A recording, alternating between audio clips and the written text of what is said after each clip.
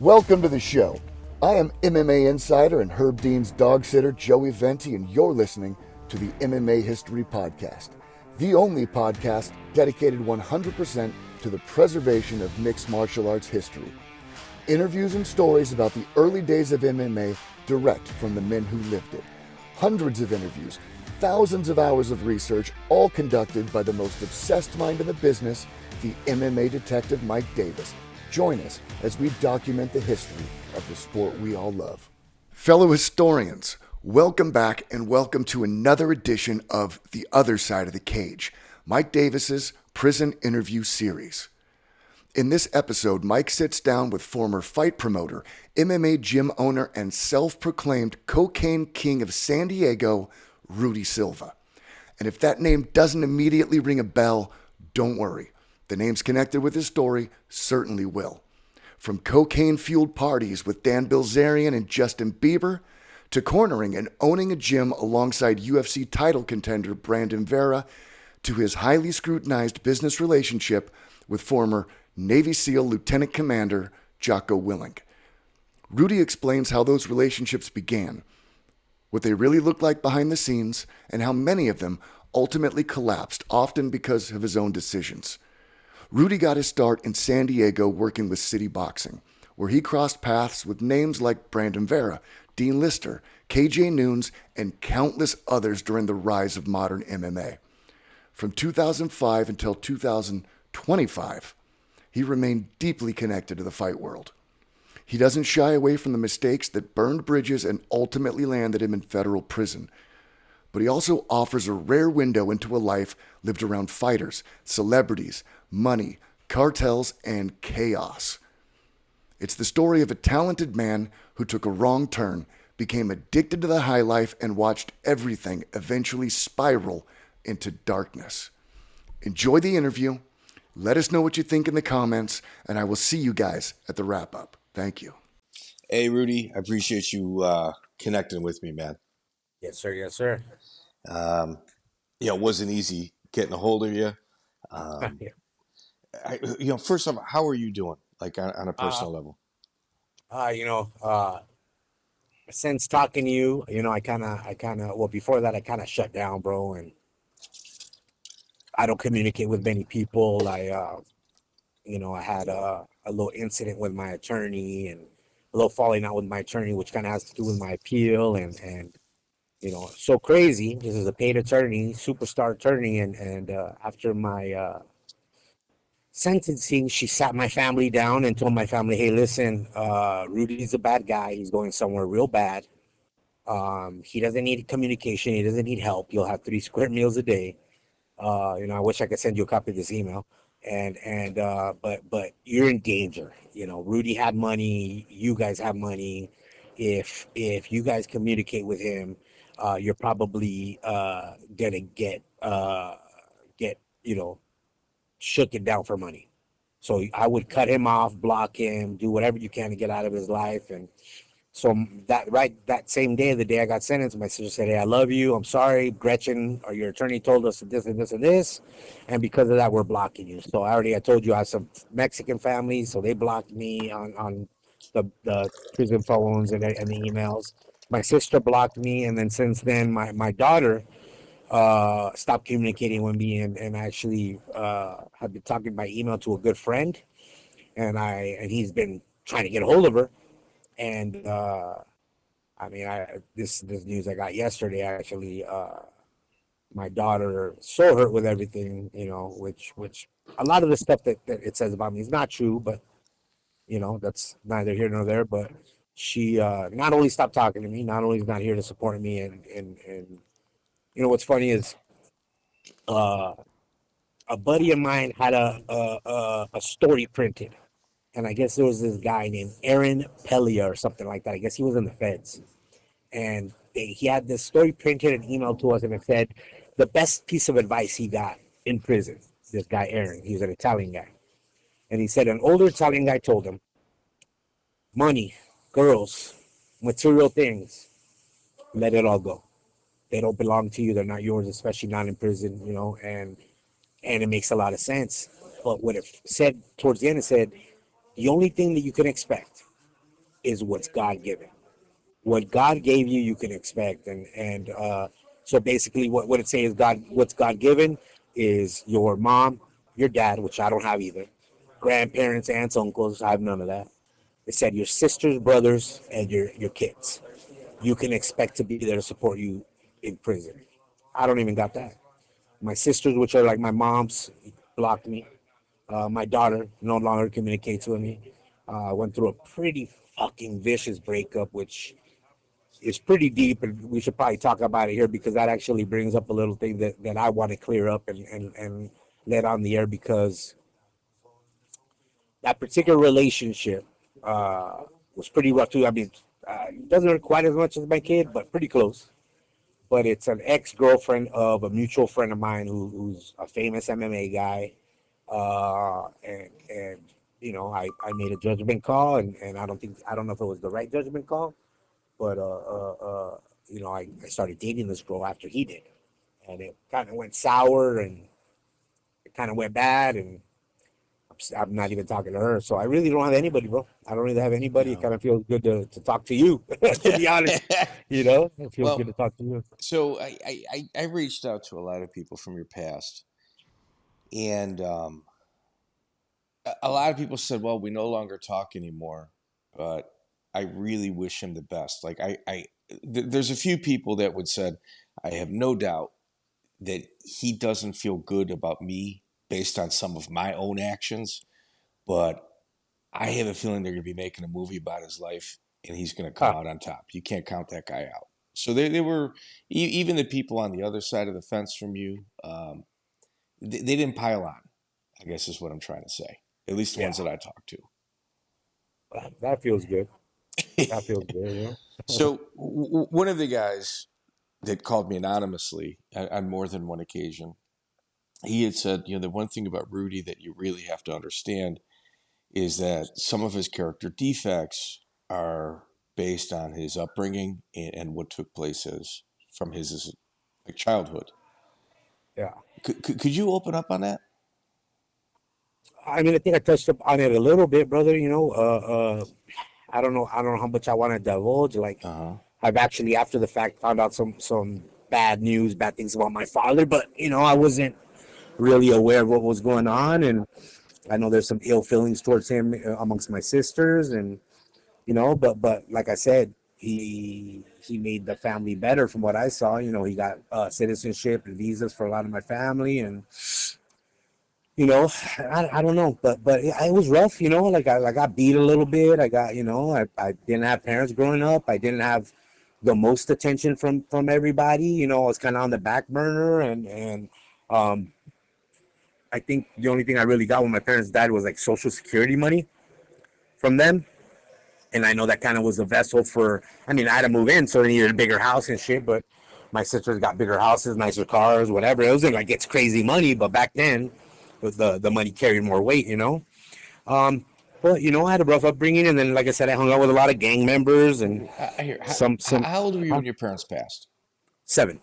I was 7. Both parents, both at the same time? At the same time, yep. Fuck, that ain't easy. Okay. Yeah, they said to, like how they described you was he's a survivor, and he's somebody that pushes through, and he kind of compartmentalizes things and puts it in the back, you know, and back, and continues moving forward. You know, I definitely tried to, brother. I tried to the best of my ability, and you know, you sit in here and you got a lot of time to think. And, you know, I think of how it started, right? Like how it really started, the big part of it. And fuck, you know, I sometimes blame it on, not blame it, but I can kind of attest it to a friend / family member. I can attest it even to a girl a little bit. Like I start thinking back, why the fuck did I say yes? Why did I do this? And just the timing of everything was real rough. On top of that, keep in mind, I got married at like 18 years old. All I knew from that point was work 7 days a week. There's no fucking schedule. There's no 8-hour days. I'm working every fucking day, all no matter what. Didn't get any time to enjoy my family or enjoy vacations or enjoy people, which I'm not any excuse. I lived a good life, had a home, cars, whatever. street selling drugs, and that's how I befriended all the fighters, and they'd come over New Year's parties and carne asadas and whatever.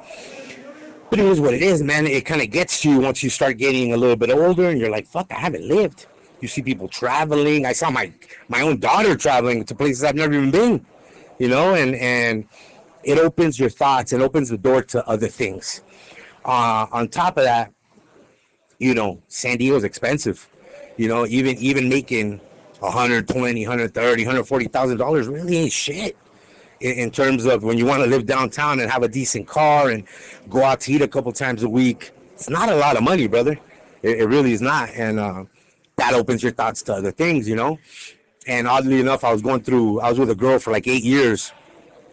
And we went through a breakup. It was kind of my fault. I cheated on her with another girl, like a fucking idiot, right? And she right away leaves me for this girl's ex-boyfriend. This girl's ex-boyfriend is a fucking low dope dealer, low level dope dealer. And in the back of my head, I'm like, fuck this guy. I want to be bigger than him. That's what he does. I want to be bigger than him. He owns business. I want to own more. And kind of opened my mind to do that shit. So not all good shit. I got to be honest with myself if I want to change and do whatever. But what's funny is, years later, one of the guys that worked for me comes back and he's like, hey, bro, didn't you date this girl? And he tells me the name. I'm like, yeah, I did. And he's like, brother, I just went to go drop off to her man. And, she's doing drugs and she's selling drugs for him. And I mean, this went south, But I guess the only little part I was like, oh, technically that motherfucker works for me now. He's getting it from me. And it was just, I thought it would be a bigger accomplishment or something in my heart or in my soul. It wasn't. Didn't feel that great. By that time, I didn't give a fuck. But, just funny the way the world plays out, Okay, so where I got you in regards to research is you're doing sales at Upper Deck baseball cards, Mm-hmm. and then you transition to city boxing with Mark Dion. So at that time, training had picked up. I became a super regular, maybe even helping with classes and helping with Brandon Vera. Brandon Vera moved over there, and KJ Nunes moved over there, and I'm just more in it. You know what I'm saying? And I think Mark Dion was having a hard time with sales. And he kind of said, hey, Rudy, don't you do sales? And I was like, yeah. And he's like, why don't you come work for me? I'm like, bro, I'm not going to come work in this shithole. Like, I work at a nice office with benefits and all. He goes, yeah, well, he talks with his little Boston accent. I wish I could do it. I can't even mimic it. But he used to call me rude dog. Let me tell you, rude dog. Come work for me, dog. You don't need benefits, dog. I'll pay you in cash. And, he kept going back and forth with me until finally he's like, how many memberships do you think you could do? And I'm like, I don't fucking know. I've never sold a membership. Anyway, sorry about that, Mike. I don't even remember where we were, brother. You sell memberships with Mark Dion. Okay, yeah, Mark. So, he's trying to convince me to go over there, and I think at one point, it finally got to the point where, Brandon Vera was my friend, KJ was my friend. I'm training with all these guys. Tyrone Glover's teaching jiu-jitsu there. Mike Fowler's teaching jiu-jitsu there. Dean Lister's teaching jiu-jitsu there. I'm immersed in that shit, and I'm in love with it, and you could tell. I'm losing weight. I'm getting in shape. I'm getting better. I may or may not have gotten my blue belt by then. I don't remember. But he basically said, rude dog, I need somebody that I could trust that'll come and work every fucking day. Is like, if you sell, and I'm saying this off memory, bro. I might be a little off, but if you sell 140 memberships a month, I'll give you 14,000 cash a month. And I'm like, yeah, fucking right, bro. And he's like, I'll put it in writing. And so I had a bunch of sick time, vacation time. I took that at Upper Deck. I went to go do a trial run at City Boxing. I think I sold like 160 memberships in my first month. Got like a $15,000 check. And that was the end of it. That was the fucking end of it, bro. I was a god there, and I made that place fucking grow and run, and it's Mark was a special individual. You had to learn how to deal with him, but he was somewhat controversial. Yeah, but 100% he's controversial. He was Mark fucking Diaz, bro. How do I explain him, bro? He's a hustler, homie. He's a fucking hustler. You know, he made something of himself, made a little bread, got out of the city, was in Boston. I don't know how he left or why he left, you know, but he's a fucking womanizer. He's a fucking legit tough guy, you know, would go in there and spar, and he was juiced out of his mind and good looking dude, and he had a nice Mercedes, and sometimes he'd be nice, sometimes he'd be mean, but he's Mark Dion, dog, and no matter what, the times I needed him, he was there for me. And it's sad, you know, to see such a great guy who did so much for the MMA community, and especially in San Diego. It's sad to see him have died the way he died, bro. You know, like in such a, you know, Dean, I think, went to go see him in person. I didn't, but I guess he had ALS, and he was like typing with his eyes on some machine and shit. And it's just sad to hear that, you know, the way he was at, and that way he was, and I'm sure how he felt, bro, because he was the fucking man, bro. He was the fucking man, dog, you know? And I guess that's just the way life plays out sometimes. There was a rumor that he and Urijah Faber had an incident at the gym. Were you there for that? Fucking A. Fucking Mike, man. You know I'm gonna get out of prison at some point, and I go up to Sacramento, and I don't really, you know, here, I'll start by saying this first. I remember the first couple times Uriah came in, and we became friends. And Uriah raped me on the mat, and we had two little tough-ass fucking, they're black belts now, but they were the shit in wrestling back in the day, the Major twins, the Major brothers, Sean and Ronnie Major. And they're probably gonna get mad, but from what I remember, Uriah fucked them up too, from what I remember. I might be wrong. And nobody fucks up Sean and Ronnie, you know, they're tough motherfuckers. And Uriah was the truth, dog. However, I will say this was in the earlier Gladiator Challenge, King of the Cage type days. So do I think Uriah was as refined MMA fighter, or as refined a stand-up fighter as he became later on? Probably not, you know. This was early on, bro, when he wasn't even a name. But I do recall that incident, and I was present at the gym during that incident, and I'm sure you're gonna want me to elaborate on it, which is probably gonna get me tuned up when I get to fucking Sacramento at some point, right? The way I remember, the best I can remember, is somehow Dion and Uriah ended up doing some rounds together. And Uriah's kind of bombing on him a little bit, is the way I remember it. And the timing was weird, because I think it was either Tyrone Glover or Mike Fowler was behind the desk, and we controlled the music from back there. But somehow at some point, God damn it, bro, this is really bad. I don't like to talk bad about people. This is how I remember it, bro. I remember Mark hit him with a fucking left hook. It didn't go good for Urijah in there. But what was weird is right when he hit him with the left hook, it's like the music cut off or like skipped. So it was real fucking awkward, like kind of fucking eerie.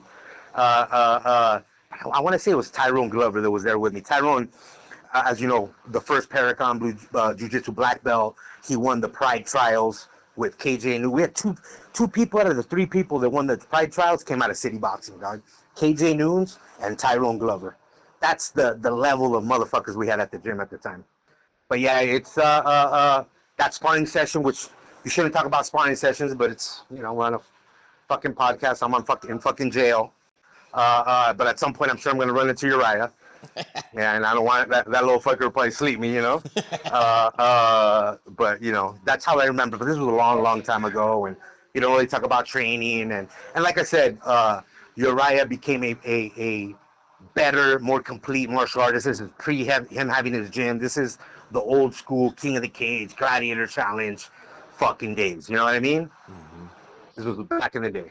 So Alex Gong, you were friends with him. That was another guy from the era that was... I can never say that I was friends with him. I actually never even met Alex. Okay. But I know Alex was Mark Dion's coach. He spoke very highly of him. We had a mural of him painted on the wall even before he passed. And then when he passed, Mark redid the mural, made it more like angelic, more like rest in peace type. You know, when he passed away in San Francisco, I think he went out like a fucking hero. I think the best I remember that story is like somebody was robbing somebody and he chased after them and they put some bullets in him. You know, and Alex Gong was fucking a legend, homie, in Muay Thai. Yeah.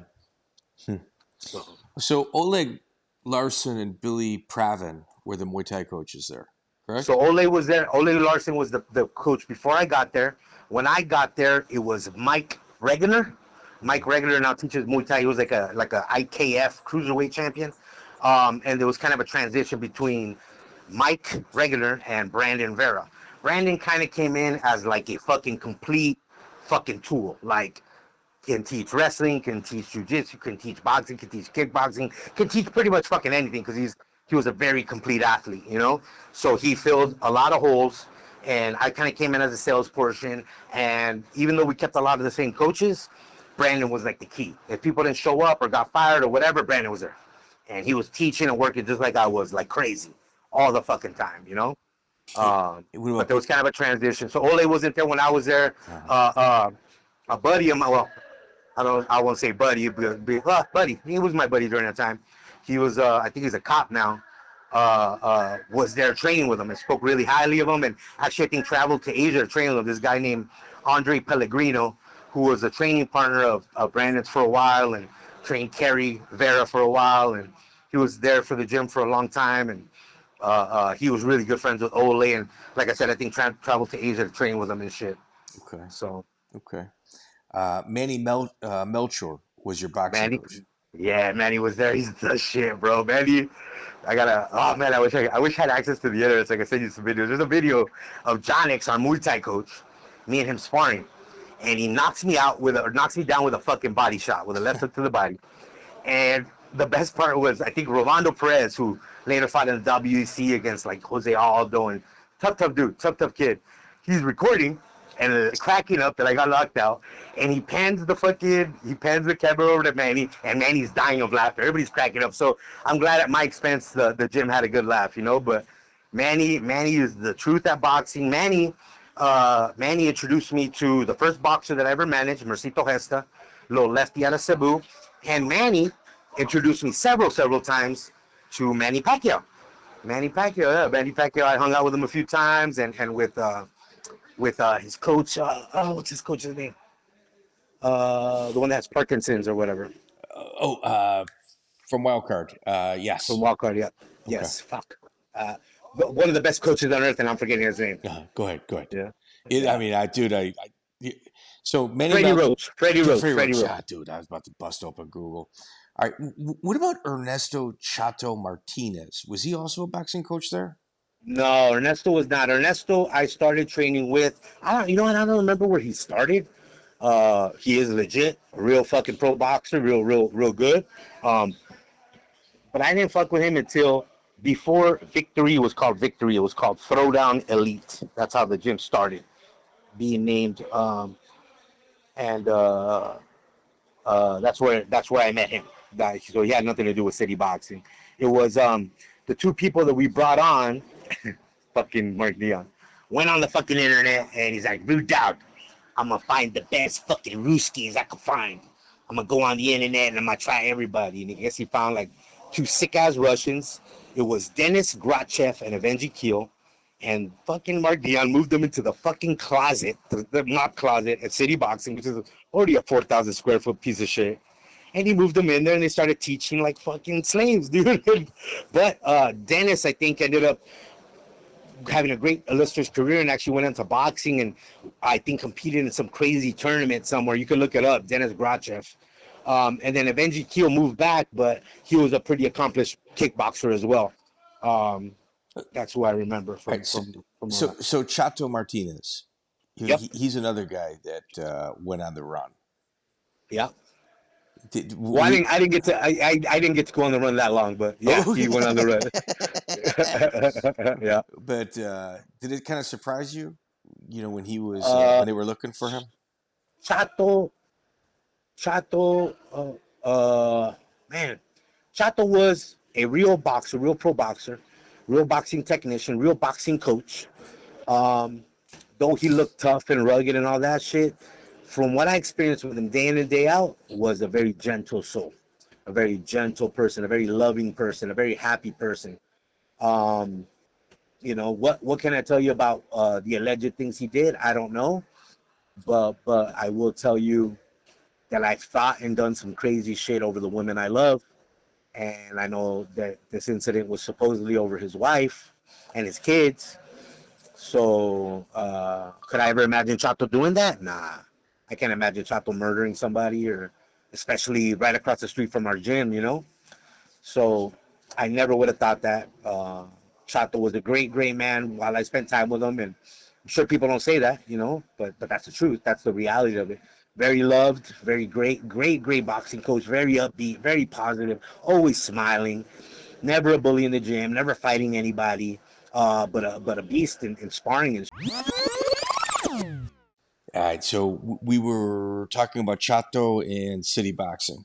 yeah, we'll talk about city boxing. Yeah, Chato wasn't at city boxing, but I think that where we left off on is just talking about the alleged things he did and just giving my opinion on him as a person, as a human being, and as a boxing coach and a boxer. You know. Okay. What about Danny Steele? Danny Steele. Why the fuck does that name sound familiar? He was a kickboxer. He may have came after you. Yeah, I think he might have, or maybe I'm brain farting right now. I'm sorry. So let's talk about your exit from city boxing. I know you were there. You were the man. You were selling tons of sponsorships, tons of memberships, as well as getting sponsors for some of the big fighters. And then, I was, by that time I was immersed in it, you know. And here's the reality, bro, and I'm gonna just speak the truth. The reality of it is, Brandon is a phenomenal, on top of an athlete, phenomenal salesperson. And for a while, he was a great, great friend of mine, bro. We were very fucking close, especially when we were coming up together.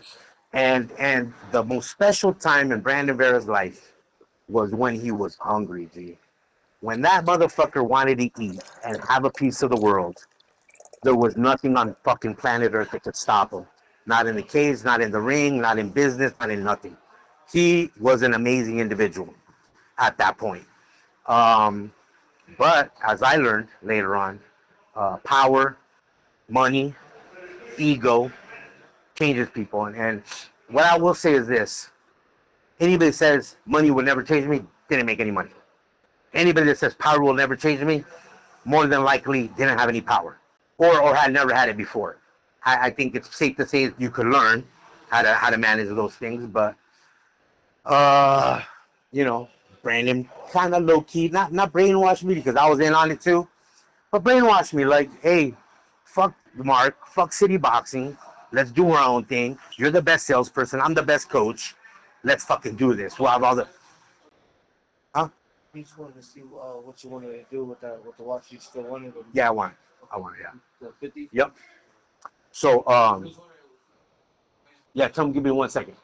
So, you know, we hung out every fucking. Is there a line on the phone? You got issues? No. No, somebody was at, it's because we sell commissary here. Yeah. And it's in between commissary, so I'm trying to buy some meats and soups, and so this guy's asking if I still want to buy these meats and soups, and I do. So because I know sometimes there's a line on the phone, and no, I get the 15. Okay. I get the 15 minutes on the phone. Everybody gets their 15 minutes. So cool. And there's like 6 phones in here, so it's all good. Cool. So anyway, you know, and I go in there and I go. Brandon was the fucking star by that point, G. And here's the reality of it. And it kind of trickled on to my departure from Alliance, which we'll talk about, which is kind of a sour subject for me. But I'm gonna be honest, you know, what else can I do at this point, right? So, but I'm gonna be honest. So anyway, we go and I start on my own, researching places where we can go. And at that point, he bought like a $1.4 million mansion in Chula Vista. You know, and I bought like a $800,000 house in Chula Vista. We're both living great, cars and money, and living great. I had my wife and Carrie were amazing friends. We were all great friends. And my daughter calls Brandon Uncle Brad to this day. You know, I don't speak to my daughter, but I'm sure she does, because that's the way she's always known him, as Uncle Brad. And we got really close. I went and found a spot. Brandon had bread, but after buying that house and he loved toys and fucking built a moat and bought fucking koi fish and bought remote control cars and vehicles and all that shit. He spent bread like a motherfucker, but so did I. So we went out and I even found investors. I found a couple investors, Joel and Jared, some construction trust building guys, and they gave us some bread. And I found a location in Chula Vista that used to be a furniture store, but I saw the vision. I envisioned it. It was 23,000 square feet, and I'm like, bro, we could do this, we could tear this, we could do that. There's nothing in Chula Vista, and she kind of was with it. And I want to say the fucking lease was something like 25 grand a month, something crazy. And the fucked up thing. You go fast? Simon. I mean, Simon. Yeah. And then, so the funny thing is that the CO? Yeah, no, just another guy next to me. Anyway, what I was telling you is, so I go apply for this thing, and pretty much, Brandon's credit wasn't the great at the time, and he didn't have a lot of bread to put in, but he was a star. He was Brandon fucking Vera at that time, knocking everybody the fuck out, getting crazy signing bonuses in the UFC, and, great talker, great athlete, great teacher, all that shit. And really, a lot of the athletes and the initial coaches and everything came because of him. I did a lot too. My network was deep, and if you've ever heard of Leticia Ribeiro and Fabricio Camoes Morango, he found the UFC. Leticia's like I don't fucking know, 12-time women's world champion. I got them their visa the first time. I signed for their visa personally, brought them. They taught at Alliance, and now they run Gracie Humaita South Bay, I believe. Gracie Jiu-Jitsu South Bay. They're amazing athletes. They were amazing friends. I don't know if they talk to me anymore, but, I got to meet a lot of people, bro, and a lot of people, Ronaldo Jacare Souza came by and taught and helped, and a lot of fucking people came because of Brandon. And anyway, so I was on the lease. I think at the beginning it was just me on the lease. I was the only one with the good enough credit to get on the lease. I think Kerry had a sign for their mansion or whatever. Were you at first? Were you in the game at this time? No, nothing at all, bro. Just work, straight work. Oh, okay. Straight fucking work, bro. Like I said, I did it before that. I did okay before that, And I think I even bought a second house, which funny. I bought the second house. I only had it for like 8 months or a year because I bought it in early 2008. And you remember 2008, the entire real estate market crashed. So I bought it at a negative amortization loan. But what's more of a trip, I lost the house. It was like a $1.3 million house. And I was going to fix it up and move into it and rent out my old house. Then the market crashed, bro. And when it crashed, this $1.4 million house was now worth $600,000. So I'm like, how the fuck am I making this $13,000 a month payment on it? So I eventually let the house go. But what's funny about that house is the people that rented rooms for me before I tried to move in there. It was a fucking kill zone, dog. Who had the master bedroom? Because everybody was scared of him. He's a little grump. I love him to death. Toby Amada, legend in mixed martial arts, black belt in judo, black belt in jiu-jitsu, straight fucking tough guy. He's fought Buakao. He's fought everybody. He's the guy that probably did the most famous submission in MMA history, the inverted triangle choke, which, by the way, he does all the fucking time on George Masvidal. Yeah. So Toby had the master bedroom, I think. And then the other person that lived there was Shannon Gugerty. Shannon is black belt jiu-jitsu, UFC veteran, fought UFC 100. He actually, I was there when he choked out Cub Swanson in like fucking 8 seconds or something like that in Tijuana. Shannon's a fucking tough guy too. I'm trying to think who the fuck else lived there. There was a couple other MMA guys, but they're the ones that Brian Gugerty, I think Shannon's brother lived there. I'm trying to remember, but they were like the big famous guys, and I was renting that. And what's funny is Dominic had a condo, and he rented rooms to people. And are you talking about Dominic Cruz? Dominic Cruz, yeah, we haven't talked about Dominic. That's a whole. Okay. Man, that's gonna be a whole hour. Let me just tell you. You gotta hear this. Let me just tell you who rented houses from him, because it's funny who rented houses from me at the time and who lived in his house. In his house was John Copenhaver, War Machine, and Ed 9mm Ratcliffe. Were the people that rented rooms from him. So we had our room rental fucking situation was a who's who of MMA at the time. Dude, he took the Lions Den, guys. Yeah, bro, it's crazy. All right, so let's talk about your introduction to kind of the other side of the law. Do you remember kind of like, are you able to talk about that? Wait, let me clarify. I don't want to mess up your housing situation or your case. I know you're appealing.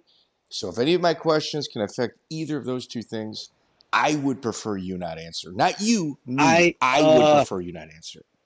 It was kind of a mixed situation.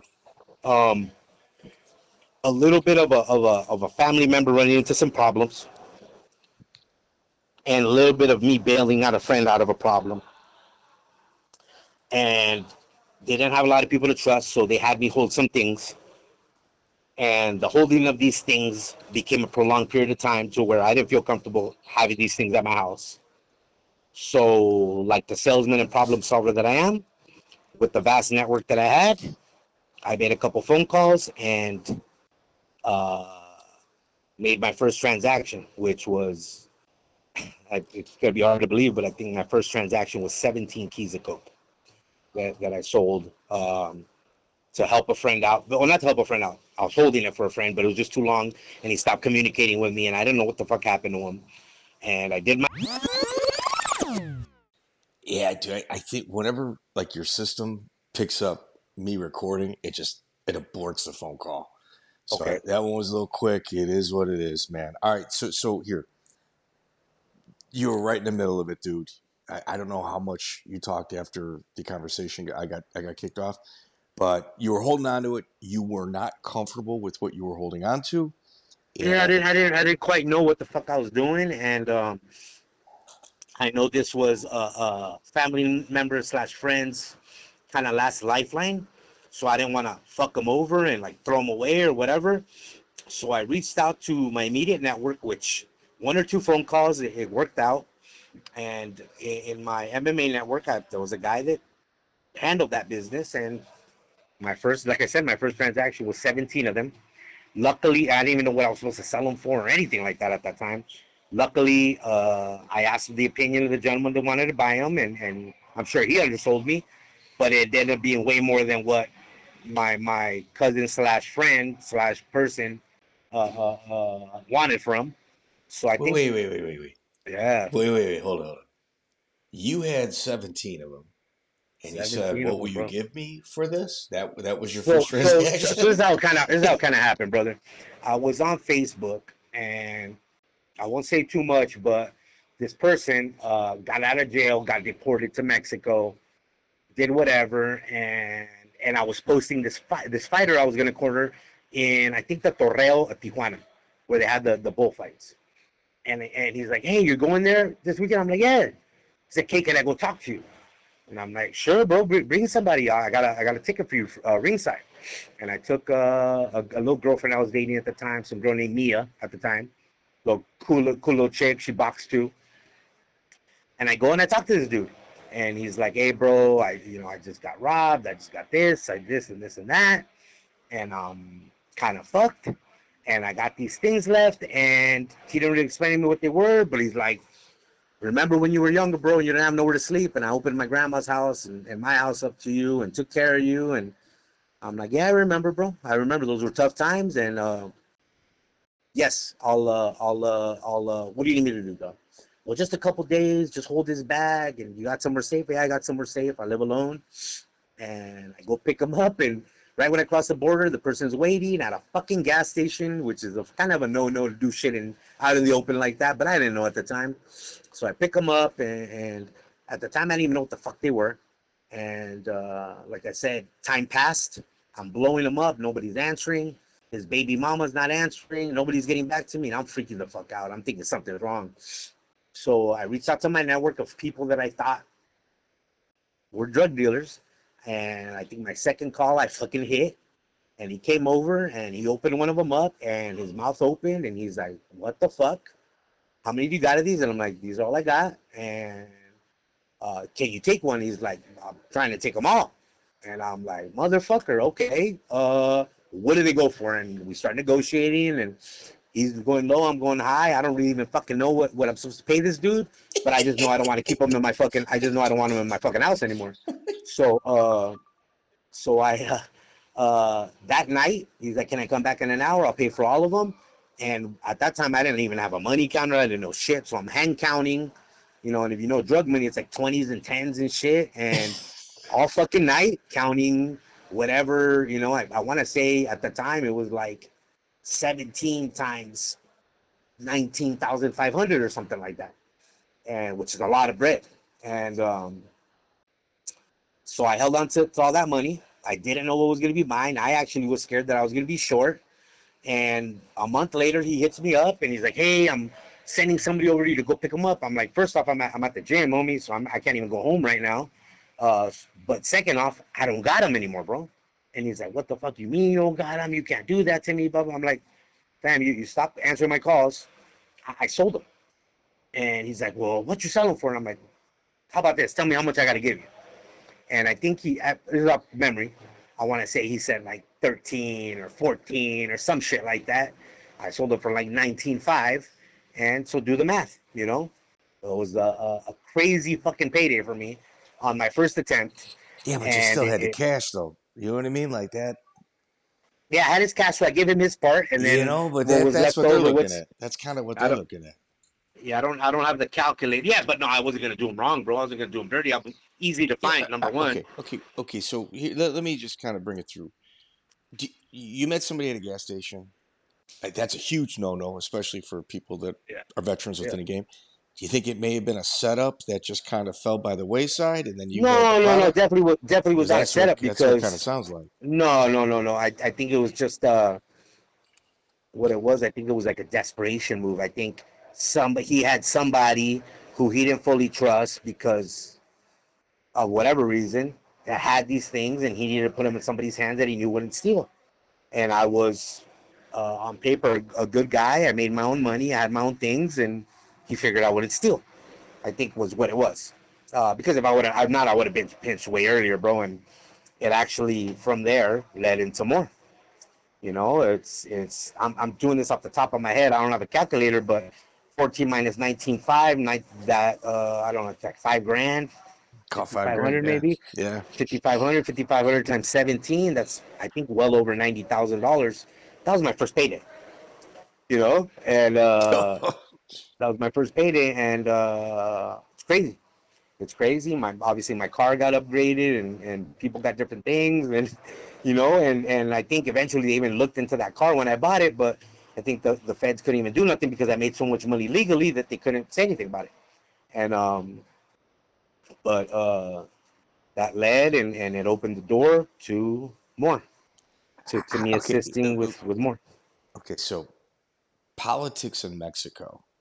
And let me just kind of quantify this. Um, you were matchmaking for Eric Del Fiero for Total Combat at one point. Am I correct? No, Eric I think Eric was doing most of the matchmaking at that time. Okay. Eric would, I mean, in all honesty, I was a fucking schlep. I was a peon at the time. So Eric let me tag along and do anything. I'd be a fucking runner. Okay, so you did whatever was needed. No, that's Whatever super the fuck important. he wanted, bro. Whatever he wanted. He's the one that put me on, bro. He's the one that put me onto that shit, and I ran with it. But and by the way, he's also my boy. So, you know, making money on that or not, I would have done anything. Give me like 5 minutes, I'll be with you, I promise.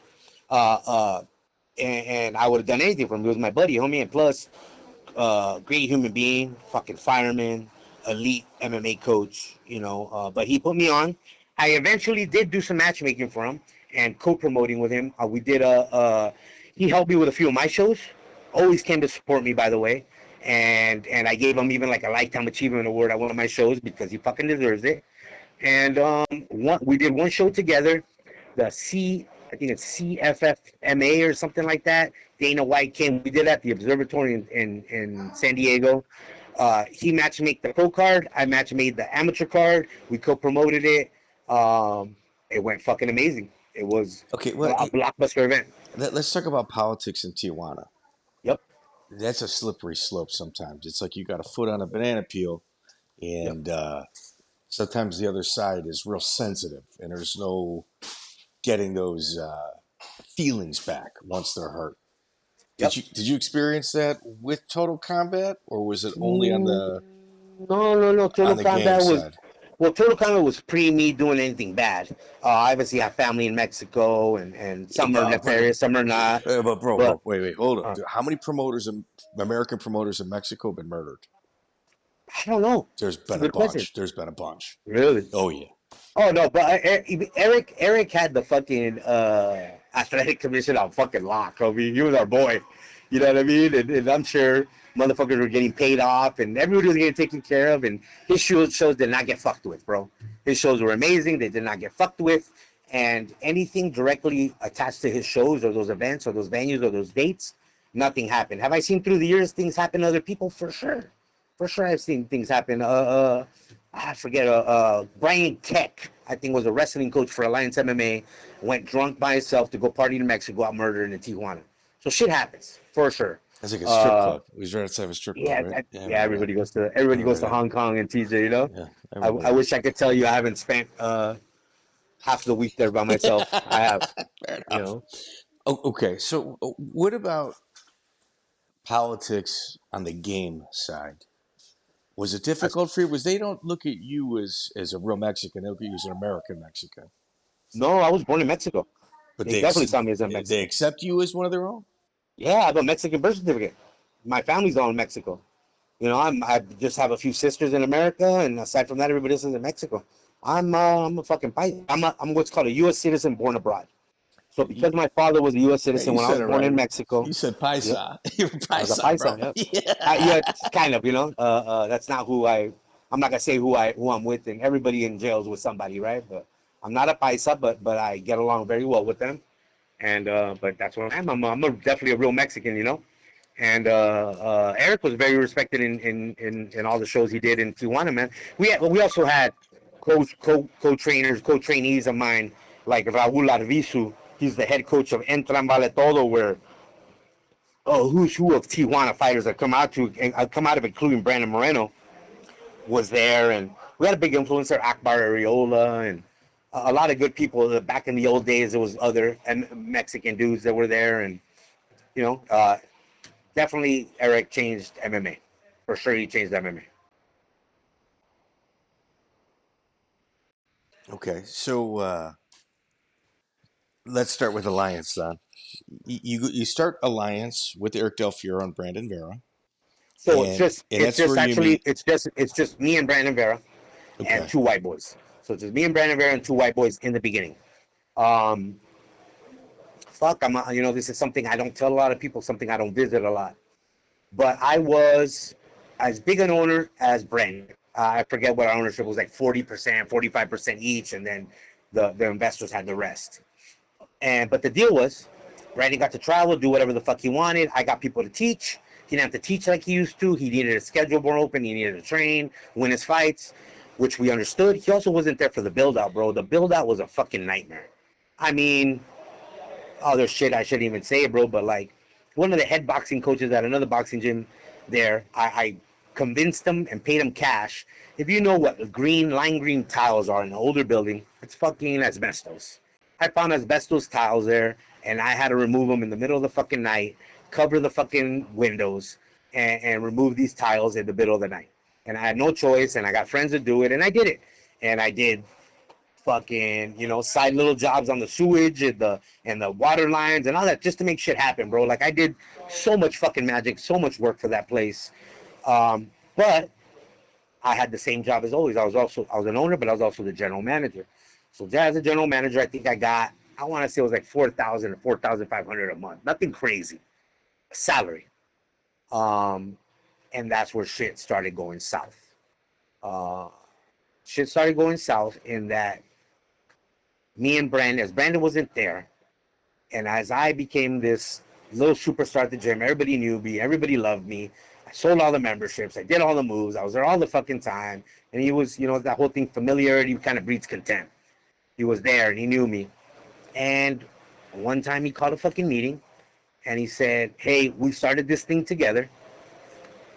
I worked my ass off. This place is famous because of me, big because of me. This salary you got, I don't think you should get it anymore. I don't think you should get paid anymore. You should find something to do on the side to make money.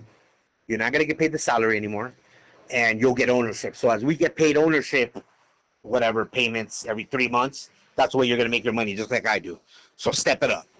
And, I went from making $10, $12, $15,000 a month at City Boxing to making $4,500 a month at Alliance.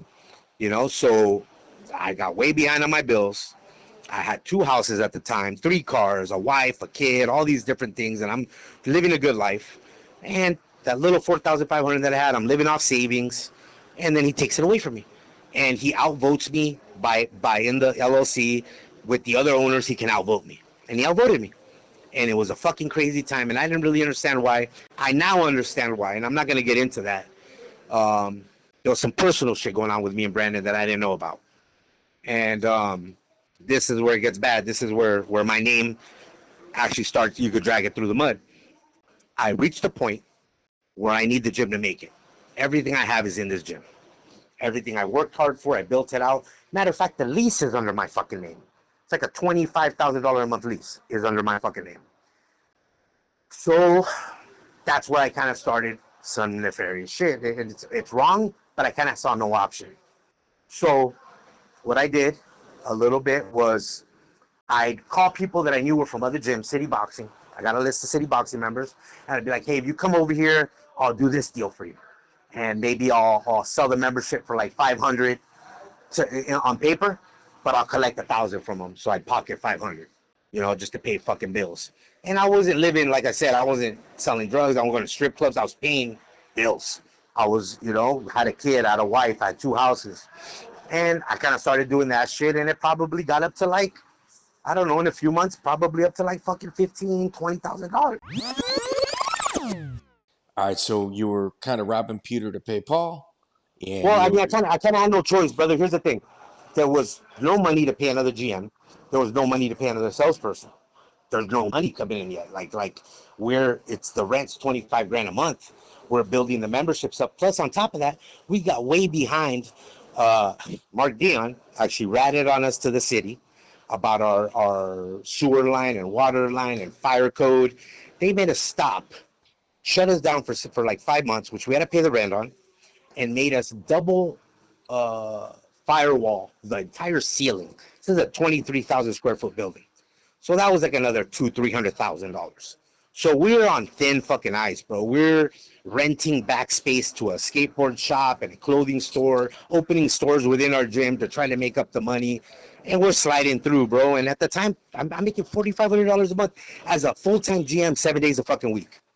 I made a decision, and, you know, in retrospect, was it the wrong decision? Yeah, I should have just left the fucking gym, let them suffer, and got another job, is what I should have done.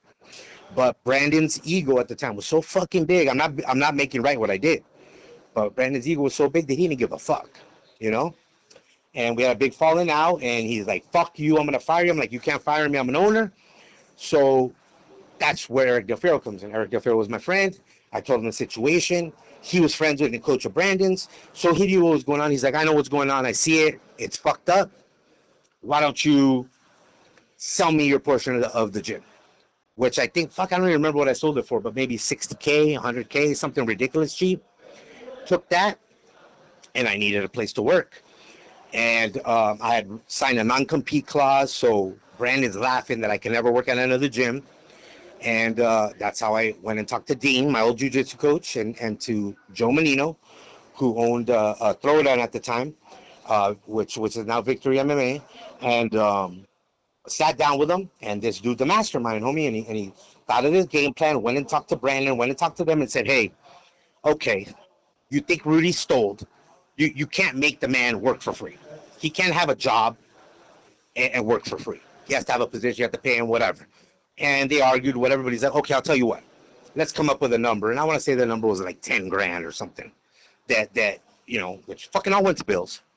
And Joe masterminded this plan. He's like, come work for me, Rudy. I want you. You're the shit. You're the best, which I was at the time. You know, just Brandon didn't care anymore. He didn't see it anymore. And so out of my paycheck every month, every week, every 2 weeks, I actually paid Alliance back what this money that I took, that I embezzled supposedly, right? But I mean, like, technically, I guess it is, but motherfucker, you didn't pay me for working 7 days a week full time, building this motherfucker out. So for a while, I was out of my paychecks paying the lines back, and they tore up the non-compete, and obviously me and Brandon became enemies, and me and Eric stayed friends, and Dominic stayed my friend, and a bunch of people stayed my friend through that because they saw the real side of it because they were there ground level. You know what's funny? I remember a story. I remember Dominic Cruz job before he got famous. He worked at a place called the Boxing Company, and his job was to clean the restrooms and teach a little bit. And Brandon ego was so big that he's like, come over. Dominic is gonna come over, he's gonna beg us for a job. And I'm like, well, we should fucking hire him, he's awesome, blah blah blah blah blah. He's like, nah, fuck that. Dominic comes over, and you can ask Dominic, bro, this is a true story. He's like, fuck out. He's like, Dominic wants like $4,000 a month or something like that. He's like, and Brandon's like, I'll give you $1,000 a month to teach and do this and do that. And Dominic's like, that's not even enough to pay for my condo, bro. Like, what are you talking about? He goes, take it or leave it type shit. And I want to say for a while, Dominic took it. Was paying getting paid like $1,000 or $1,500 a month, just because Brandon's ego demanded it at the time. It was a rough time, bro. It was a tough situation. Because of situations like that, Dominic and a lot of people stayed my friends through that shit. Because they knew the truth, bro. They knew that I got kind of fucking scammed. And the bottom line is, Brandon didn't do shit to build out the gym. His name did. Physically, he did not. I did it all, bro. I did it motherfucking all. Not Eric Del Frio, not anybody. It was me. Me who built that motherfucker. And that's the truth, Well, one of the, and we'll get to, I got more Dominic Cruz questions, but one of the things that I don't know if you have access to it, if anybody's told you, but Jocko's name kind of got dragged through the mud once your arrest took place. Yeah, I kind of heard some of that. Yeah. Did you? Okay.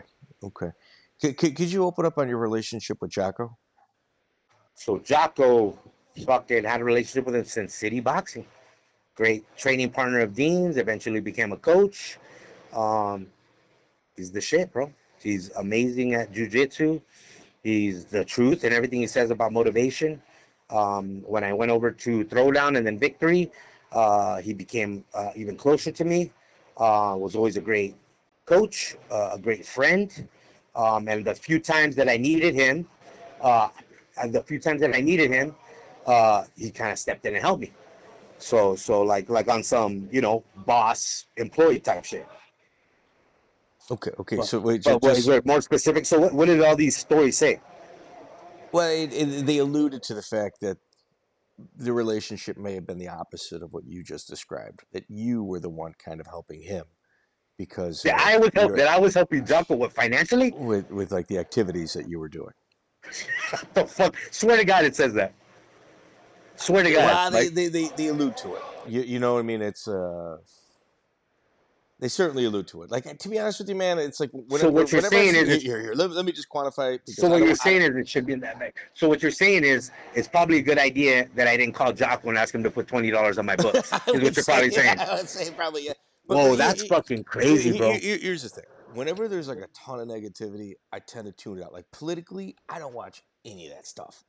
So whenever there's like YouTube channels only dedicated to like negative stuff, So did it say that like Jocko sold drugs, or it said I gave him money, or it said it was just like because he had a tie with you, what else was going on here, and it's like 15 minutes long. I think I made it about 4 minutes, 4 minutes, and I turned it off. Truth be told. Yeah. Well, fuck, I don't know what it said, but I'll tell you. I mean, let me go into it as much as I know or I can. As far as financial transactions with Jocko, I think I've had one. I've gone to eat at his house. I know his family. I know his wife. Not many people go to his crib. I went to his crib to like have him sign some books. When he did the book, it was a big deal. And he's like, "Oh, Rude Boy, come over and I'll sign some." And so he had to do it at the gym or whatever. And we've gone out to do UFC viewings and shit like that. I think he even came to my daughter's quinceañera. I don't remember. But financial transactions, if this motherfucker saying there's financial transactions. First of all, Jocko was fucking rich. He was rich before I was fucking rich. Jocko was the man. Jocko was the fucking man. Fucking real deal American hero. Navy SEAL leader of fucking heroes, a fucking American sniper, and all these motherfuckers. He led them. And Jocko lived that life, bro. Have I ever had a beer with him? Probably, but I think the last 10 years or whatever the fuck it's been sober. Obviously influential. Obviously great at jiu-jitsu. Obviously walks what he talks. If you want to talk about a financial transaction between me and him, I think we've had one. We've had one, and it consisted of me going into the locker room while he's getting dressed early on at the gym, and me saying, "Hey, Jocko, I just started at the gym. I think I just got my Tundra, my Toyota Tundra repoed from the fucking parking lot of the gym." And I was like, "Hey, Jocko," we call him Jocko, right? Like Brazilian, right? Like he's Brazilian. "Papa, I need help, bro. And I'm embarrassed to ask you, and I know you're probably gonna say no, but I don't want to go ask Joe because he's already done a lot for me."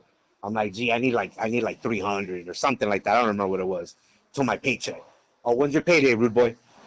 "Oh, rude boy, I don't lend out money, rude boy. I don't fucking lend out money, dog. But I see how hard you're working, dog." So this is, right before he's getting ready to train, dog. So he gets dressed for training. I'm fucking up his training, homie, which you don't take lightly, and he takes serious. And we walk across the street to the ATM, and he pulls out $300-400, whatever the fuck it might be, and loaned it to me.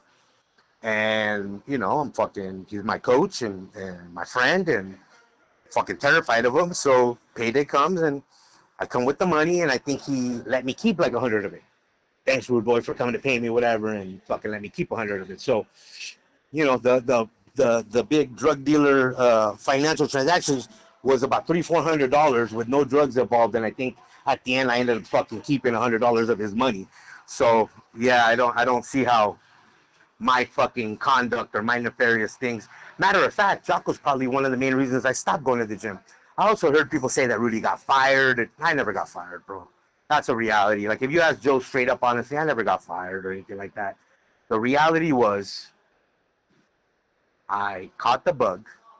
I started feeling what it's like to, while you're supposed to be at work, be in the swimming pool with multiple women, not have a financial worry, have a nice car, have a nice place. And to be honest, I was embarrassed because it's all eyes on you when you work at the gym. Everybody knows you. You're like a little star in your community. And as my cars got nicer, it got to a point where my car was a little too nice to drive to the gym. Range Rover, Maserati is acceptable. Anything nicer than that's a little too much. Too nice clothes, too nice. This is a fucking gym, for God's sakes. It's an MMA gym, for God's sakes. And that's kind of why I started trickling and not going. I brought in a friend as a salesperson. He kind of moved him into a power position there. He was handling business. His life has gone great.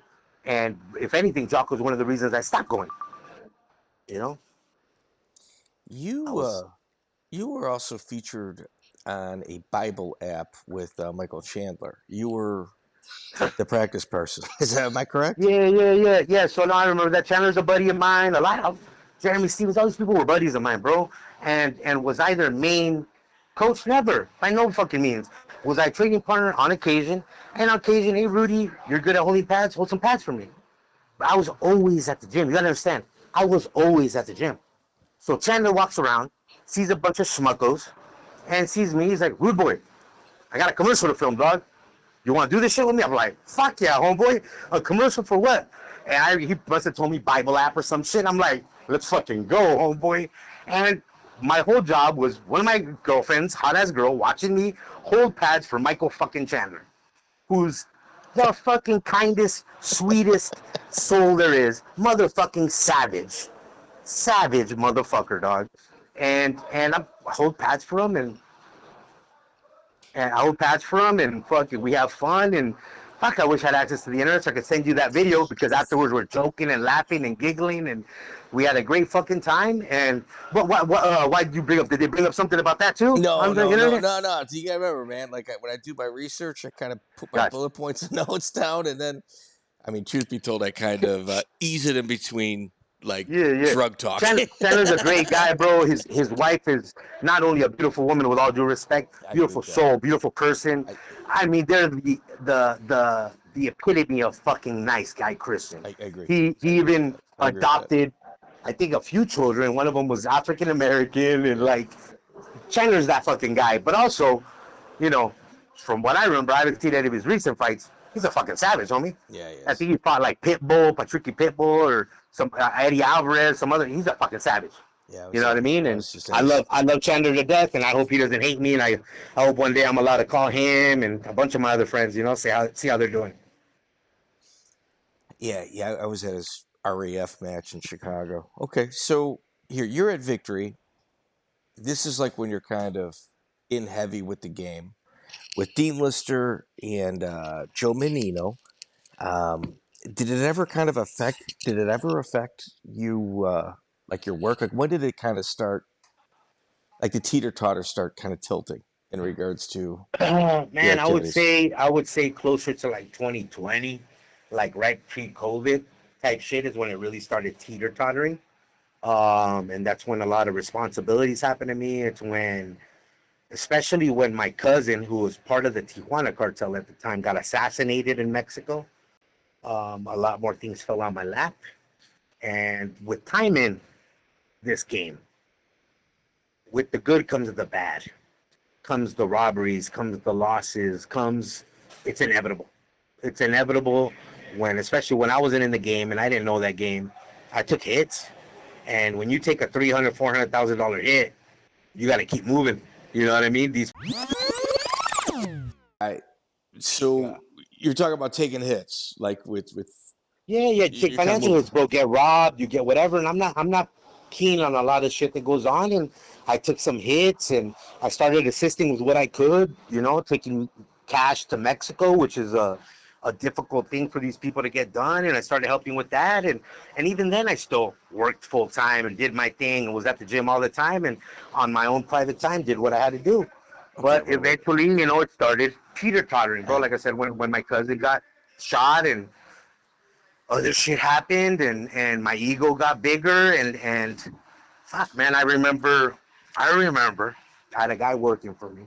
I'm not gonna say his name, but we go to the bar together, and we go to this is on my lunch break, and I'm like, I need sunglasses, so I'm gonna buy some Ray-Bans. I had a big head, brother, so a really, really big head, like almost as big as Dean's. So finding glasses is kind of a mission. So I find these special Ray-Bans that fit me, and I go to this store that has them, and my boy's with me, and he's my probably partner, client, whatever. And I'm buying some Ray-Bans, and he's like, I remember this vividly because it made me worse, bro, this day. But he's like, hey, homeboy, you can't buy fucking Ray-Bans, bro. Why the fuck can't I buy Ray-Bans, bro? Like, you know, he's like, you kind of dress like a bum. You dress like you're in the gym. He goes, you're my boss, bro. And that's when he said, you're my boss, and it kind of hit me. Like, you can't dress like that no more. You need a better car, and you need glasses like this. And he introduced me to these brands that a lot of people don't know. One of them was called Dita, D-I-T-A, and the other one's called Cazal. And these are, if you look at Pablo Escobar or fucking the Migos rappers, this is the glasses they wear. $2,000 minimum, solid gold fucking frames, gaudy as fuck. And that day, he said, check this out. I know you make money, Rudy. I see it. But you're being such a fucking tight ass. I'm going to buy you these glasses. And he bought me that pair of glasses. And it became, that amongst other things, became an obsession for me. Watches became an obsession. Glasses, colognes. The cologne I would buy, cheapest bottles, $500. I had like 30 or 40 of them. All these things became an obsession and changed my life. For the worse, I would say. Because I was very happy in that MMA lifestyle, that bummy fighter lifestyle. I was happy with it, you know, and it opened my eyes to the dark side, bro. The reality is, it opened my eyes to the dark side, and it didn't stop there. It went crazy.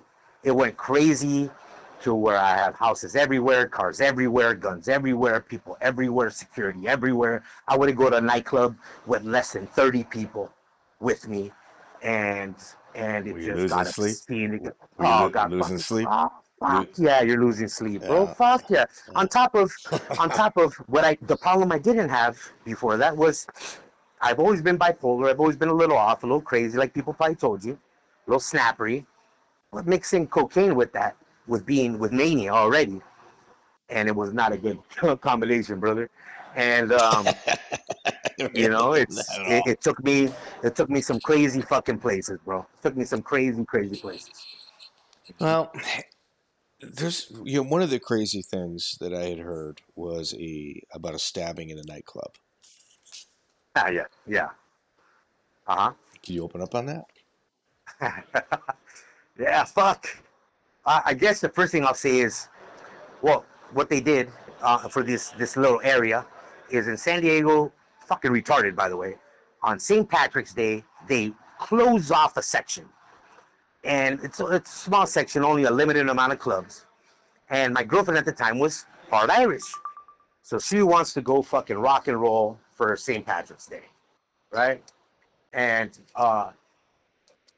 give me 1 second, Mike. Right? Give me 1 second. Don't hang up. Give me 1 second.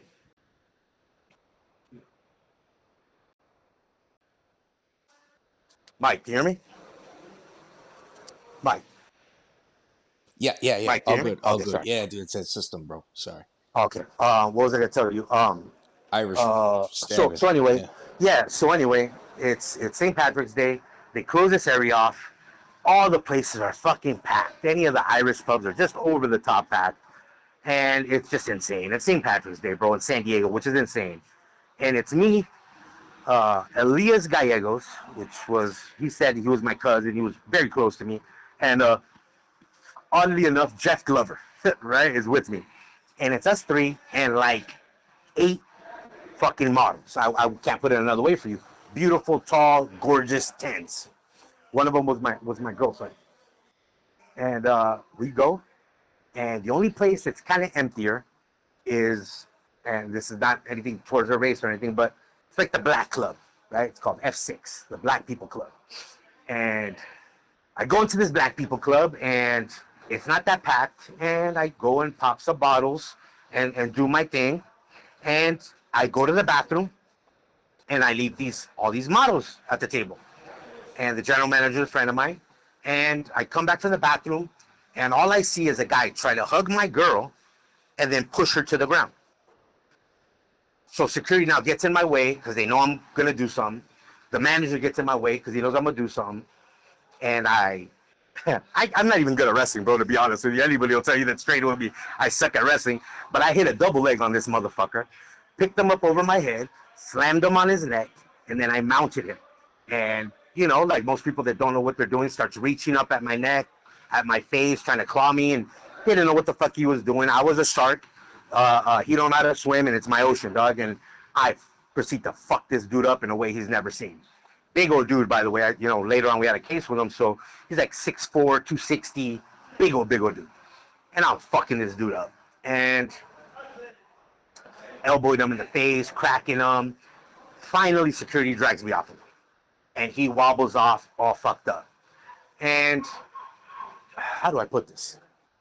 I guess the best way I can put this is a friend of mine, I'm not gonna say who or whatever. I mean, you can look up the story, you can look up the case. Gave me like a visual gesture, like kind of like what I took it as is, do you want me to fuck him up again?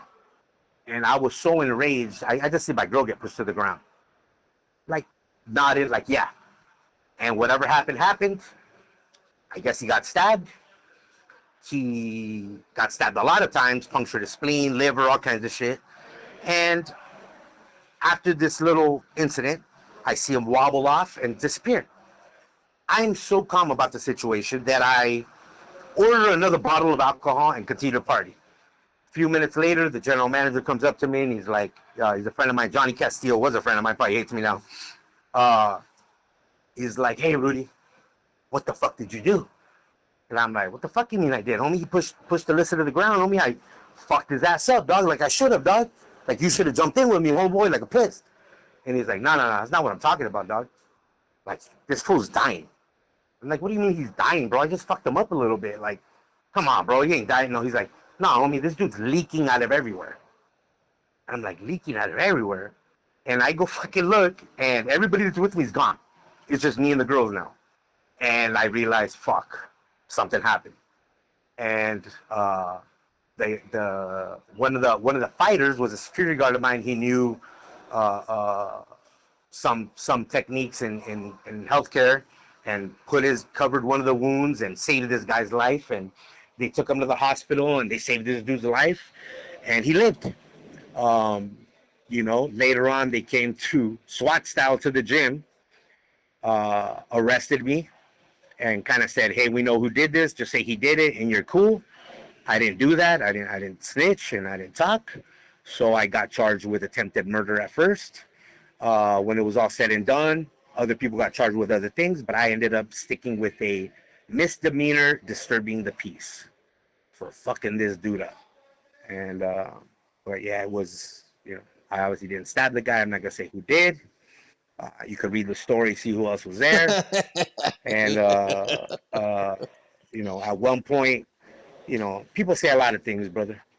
People say a lot of things, and this is he's one of my sour subjects, right? Okay. I loved this man. Lived with this man. He was like family, and I don't necessarily agree with other things that he's done afterwards.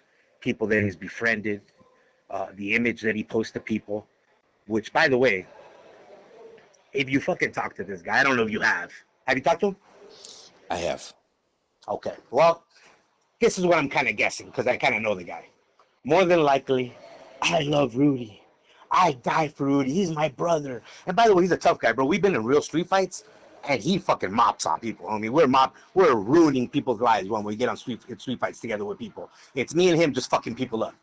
And so he's a real tough guy, as you know. But do you think he's reached out to my daughter one time, bro, who he calls his daughter?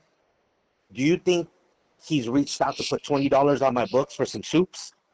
Do you think he's wrote me a letter, or wrote me a letter with a prayer? He's a preacher, right? I guess is what we were talking about that you talked to. Do you think he's reached out to me? No. As a matter of fact, I've heard people that robbed me, people that did me dirty, that badmouthed me, are now his friends and featured on his podcast. So I feel some type of way about that situation. And he's a fucking tough guy, and I can fight my friends, right? I've been in situations, brother. I've been in a situation. Check this situation out. I'm filled in a house full of tough guys, right? And I'm kind of a bully in the gym. If somebody does wrong, I go and bully these people.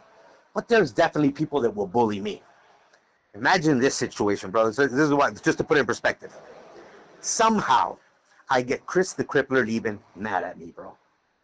Mad at me, and I'm in a locker room. Not just a locker room in a locker room. In like a 6x6 room where he wants to fucking fight me. And now, let's be realistic. He's going to murder me, dog. And I know it. I know damn well he's going to murder me, G. But ask him if I back down. Ask him if I bitch down. What started it? It was over. So, weird situation. Chris is an amazing coach. But just like anybody else, he has an ego. A little bit of an ego, you know? And we had a fighter, black belt jiu-jitsu, who only has one hand. So it was a mission to get him approved by the commission, to figure out how to tape this glove on his stub, because he doesn't have a hand, how to make it in boxing, make it in MMA, and then get a fucking opponent approved to him. Because the reality is, he's a tough motherfucker. He's a black belt jiu-jitsu. He's an athlete, homie. He's just born without a hand. But that's all he knows. But I'd roll with him, and he'd stab me with that fucking spear in my neck. Right? So we know how tough he is.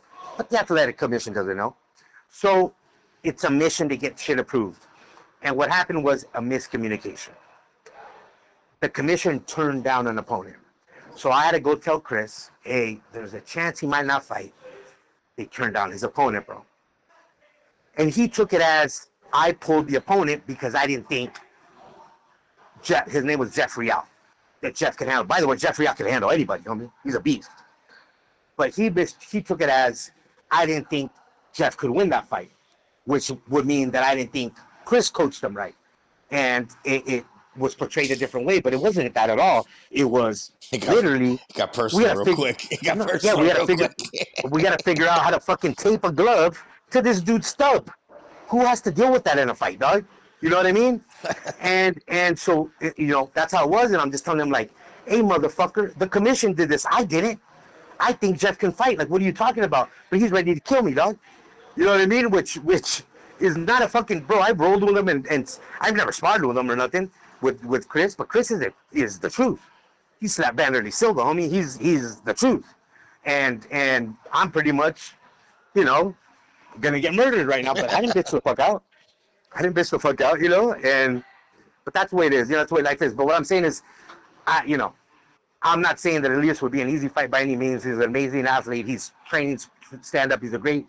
But I think me and him definitely at least to be cool again, I need to fucking sock him in his face. You know what I mean? And I'm sure he's gonna do the same to me.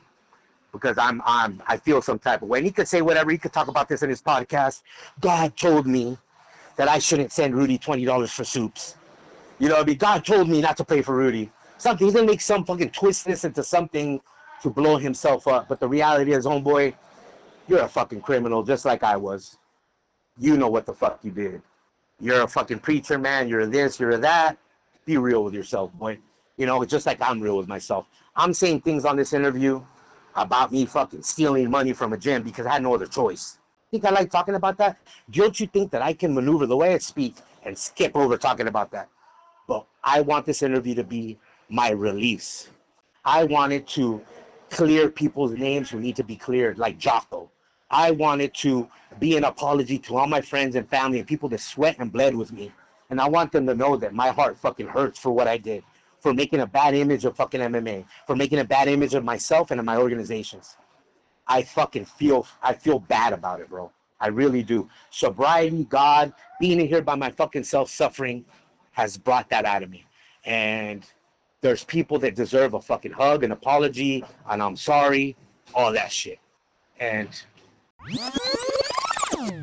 all right, so we kind of left off with Elias, and if I can give you like a little bit of pushback here, you're kind of talking about like the drug dealing game with a little bit of innocence to it. I mean, obviously everybody understands it's a cutthroat business, but like you're kind of having to trust people that don't look real trustworthy. And if you look at their backgrounds, they certainly kind of check a lot of boxes that tell you not to trust them.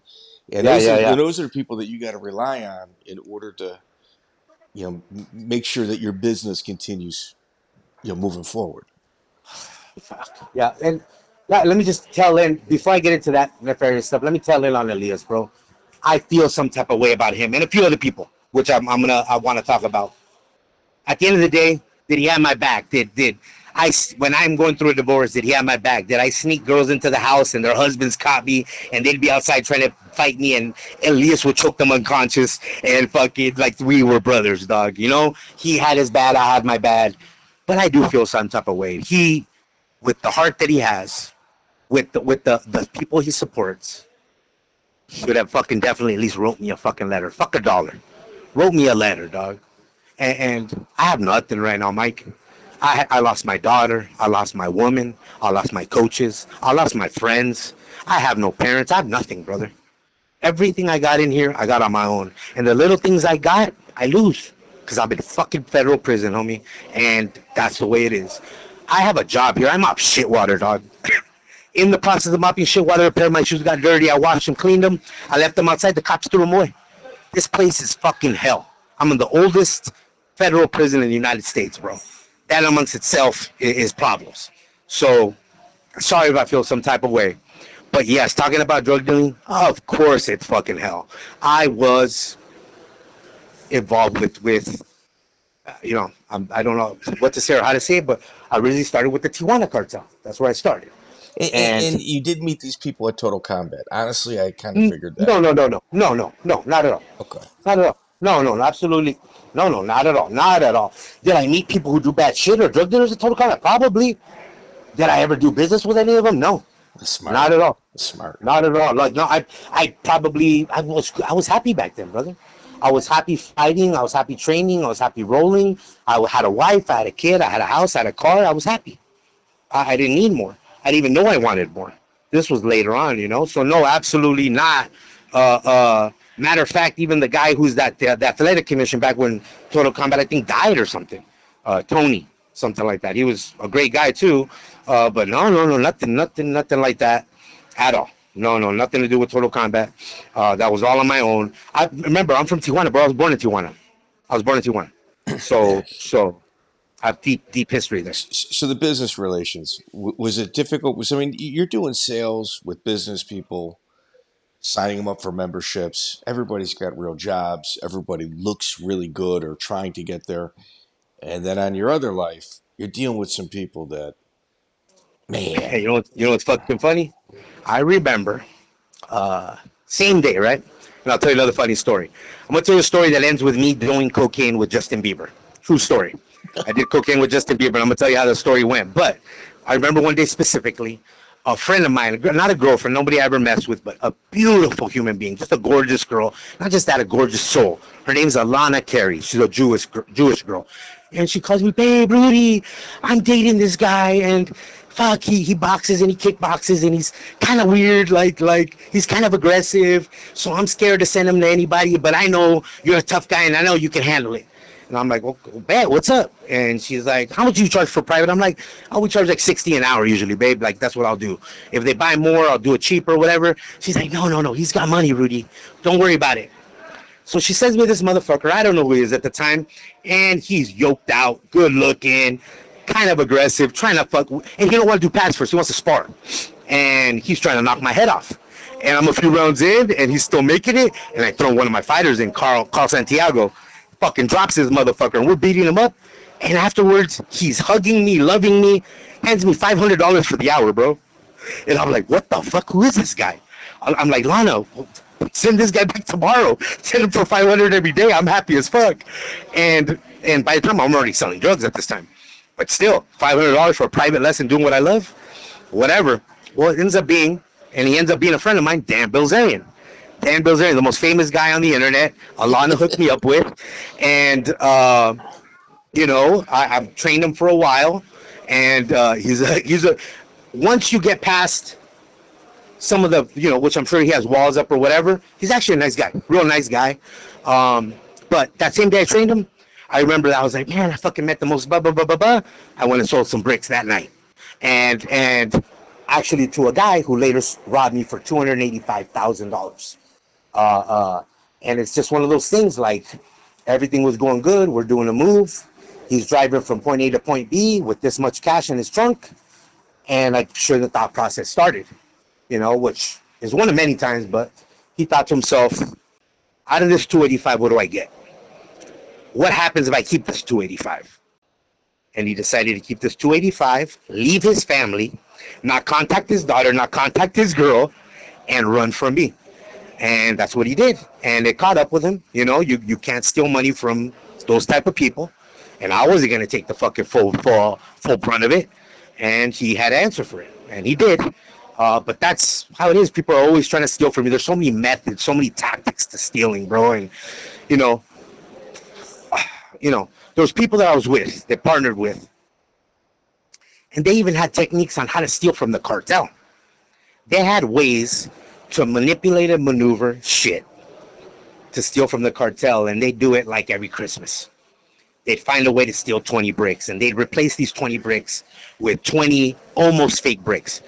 Fake to the point where it just had a little cocaine in it, to where the cops test it, and it pops for dope. But that's what the driver gets caught with. So they'd snitch on their own driver with fake bricks that are barely any cocaine in them to keep the good ones. And then for Christmas, they fucking sell them, and they get to keep all the money. There's techniques and tactics to all this shit. I never took part in that. I was... Well, here, let me push back then. Okay, what about, like, did you ever get arrested or know someone that got arrested that set up, like you said the word earlier, paisa? They put a paisa on a car with a fucking garbage-heavy brick? So then... No, I never got arrested. The bulk of it was mostly me getting robbed. Have I ever sold anything that was stolen? Possibly. People would pull up to me with deals and be like, hey, I got this for this price. And it was super cheap. I'm going to sell it, But no, I did not really. I wasn't into stealing. I did too good. I mean, fuck, look at the first deal I did. Why did I need to steal? Mm-hmm. As long as I did things right. But, yeah, people around me. I mean, my cousin, rest in peace. I wish I could send you his news article, got assassinated for stealing. He was probably one of the biggest thieves in Tijuana. And I had nothing to do with it, but yeah, it happens, brother. And it's around. And You know, just a funny. Was it difficult to trust those people? It's hard to trust people, bro. It's really hard to trust people, and you have to be very careful on how you move, very careful on how you do things. Keep lookouts structurally. Watch the way people move. Watch the way people act. See what they're doing. It's something you develop over time. You know, it's something you develop over time. Luckily, my network was so big that I didn't really have to deal with anybody too shady for a long time. And once I did, that's when shit started hitting the fan, you know? That's when shit started Let me hitting the throw fan. some names at you. Rob Kaman. Rob Kaman was Brandon Vera's Muay Thai coach, a little party buddy of mine. He trained me a few times in Muay Thai, nothing too crazy. Good guy, bro. Good guy. He's a party animal, European, funny as fuck, you know? Rob Kaman. Let's talk about your relationship with Dominic Cruz. Fuck. Okay. I know you guys were Okay. tight at one point. Man, I feel like I'm gonna say a lot of bad about myself in this fucking interview. Well, But- I think you're being honest. You know what I mean? We're all flawed. I think I need to. I think I need to be, brother. And I know Dominic. I know Dominic really fucking well. So I know he's not gonna take this well. He's not gonna want to hear what the fuck I gotta say. And it's a very deep and complicated situation that I'm about to go in. But I'll start by saying Dominic was my friend through a lot of shit when a lot of people turned their back on me. And I was legit his friend. And he's helped me through some things, and I helped him through some things. And he had my back.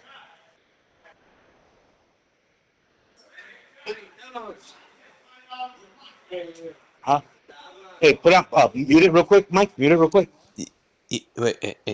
Oh, 1 second. I cut out Where was when we were talking about with Dominic. Cruz. Yeah. So, fuck, man, you know, I was with him. Fuck, we have a lot of history, bro. I was with him a lot of different times. When he wasn't that famous, we pulled up. I took him to some fights with me and TJ, and you know, this was early on. Obviously, he's a superstar. He's on the news and everything. And I remember early on, we went to some fights in TJ, and people came up and they're like, "Oh my God, can I take pictures with you?" And he got so fucking happy and so excited. This is a true story. You could ask him. It didn't happen often, but it happened a few times. It just, I want to get these things out of the way. The Mexicans go, "Oh my God, KJ Nunes, it's so good to meet you." It's fucking Dominic, and I'm cracking the fuck up, dog. And another time we're at BJ's and we're walking to BJ's and a couple goes, "Oh my God, I seen you on TV last night," and he gets all fucking happy. And he's like, "Yeah, that guy choked you out," and like fucking Urijah Faber choking him out, and I'm cracking the fuck up, G. But overall, he's a solid human being, a good human being. The only thing I'd say he differs from the internet personality, and kind of for good reason, because even at the end of the day, I did him wrong, bro. I did him wrong. I gave up a friend over some shit. And so the only thing I would say is he's a darker person in person. Like he's not as happy. He's not as trusty a person. And, you know, even with him, I think we used to go out and eat and I'd pay, he'd pay or whatever. But I think we had one financial transaction, you know, and he always had money and he's real tight with his money. But he helped me at a time when I really needed it. I was short 10 grand on my daughter's quinceañera, and he did not want to lend it to me. And I fucking pretty much told him, like, "I'll never talk to you if you don't fucking lend it to me." And he lended it to me, and I paid it right back to him. But so I appreciate that. That was like the only financial transaction we ever did. But he's always a good friend and was there for me, and we spent a lot of time together, and we were there for each other, and spent a lot of weekend brunches and shit together. And I'd really try to help blow him up around the city and have parties for him and all that shit. And our fallout with like it is with a lot of people was over a female. And to be fucking honest, God is getting me because I'm still in love with this fucking female. I really hit it. Even more than hit, and there's a deeper reason why I hit it. I told you about the girl, the F6 girl, right? Her name was. Well, after she dated this drug dealer guy, I got her back. But I was bitter, bro. I was bitter that I lost her for years. And I started dating, and she's like a supermodel, bro. You could look her up or now, but she was beautiful. And I hooked up Dominic with this friend of mine who's like a fucking supermodel too. Her name was Amanda Stronegger. And we were always friends, and they dated and they broke up. And something fucking crazy happened that one night she called me. She's having a bad fucking night. I'm having a bad fucking night. And, she's like, hey, what are you doing? And I'm like, nothing. She's like, hey, let's go grab sushi, which, by the way, wasn't weird. Because I'd walk her to her car. I do a lot of shit for her. Like, we were cool. But something clicked that night, bro. And this was after they dated. And we started digging each other. But even that situation, I was already into selling drugs. I was already into this power trip, and I handled it wrong. I felt so powerful, so sick with power, that I made this girl Alyssa and this girl Amanda. The way we started is like, you're both going to date me. You're both going to live with me. You're both going to date me. Fuck you guys. And I have them hanging out in the house. I have them doing whatever. And they gave you some money for that 60? Food. I'll tell you how much right now. I got to think probably 30 or something. Okay. Yeah. So I was just sick. I was wrong, bro. And then it transitioned into something else where they both want to be with me. I got money. I got this. I got that. And I moved them both into the same building on different floors. So these girls are running into each other in the fucking elevator. And Google them. They're something else. I mean, they're not normal looking girls. And I end up kind of and I stayed with Amanda. And it was a rickety-rockety relationship. I was not there. She went through a lot of shit. And eventually Dominic caught wind that, like, hey, I think Rudy might be seeing Amanda. And I lied. I cheated on her constantly.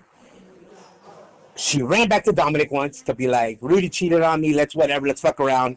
And I took that personal, and I went off on Dominic via text. Sent him pictures, sent him shit. Handled shit in the most classless way you could imagine. And he replied very classy, and we didn't speak a lot. And it's sad because for a while I'd see people that knew us both like, hey, I ran to Dominic, and I asked him about you, and he just stayed quiet. But that's the kind of person he is, bro. He's not the type of person to really talk shit. He'll just kind of stay quiet. And, at the end of the day,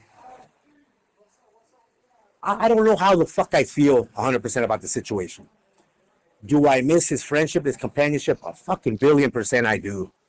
Do I respect him for everything he accomplished? Do I feel for him for everything he's gone through? Because I was there at his darkest too, bro.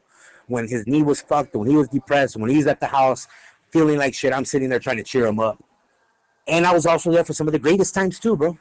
I got him some of his first sponsorships and all that shit. And we just been through so much personally, bro. And plus, he's a tough guy too, bro.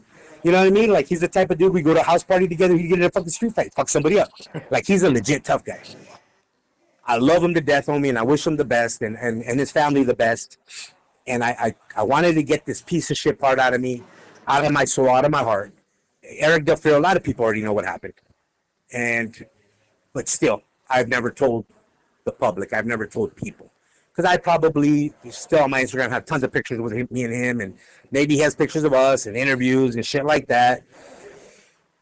But we had a falling out over a girl, and it was my fault. I did the wrong thing, and look at me now. I'm still in love with this fucking girl. And I don't speak to her, so look how that works out, you know? You know, the one person whose name got mentioned a few times that's also struggled, like, in his journey of life is Dean Lister. Yeah.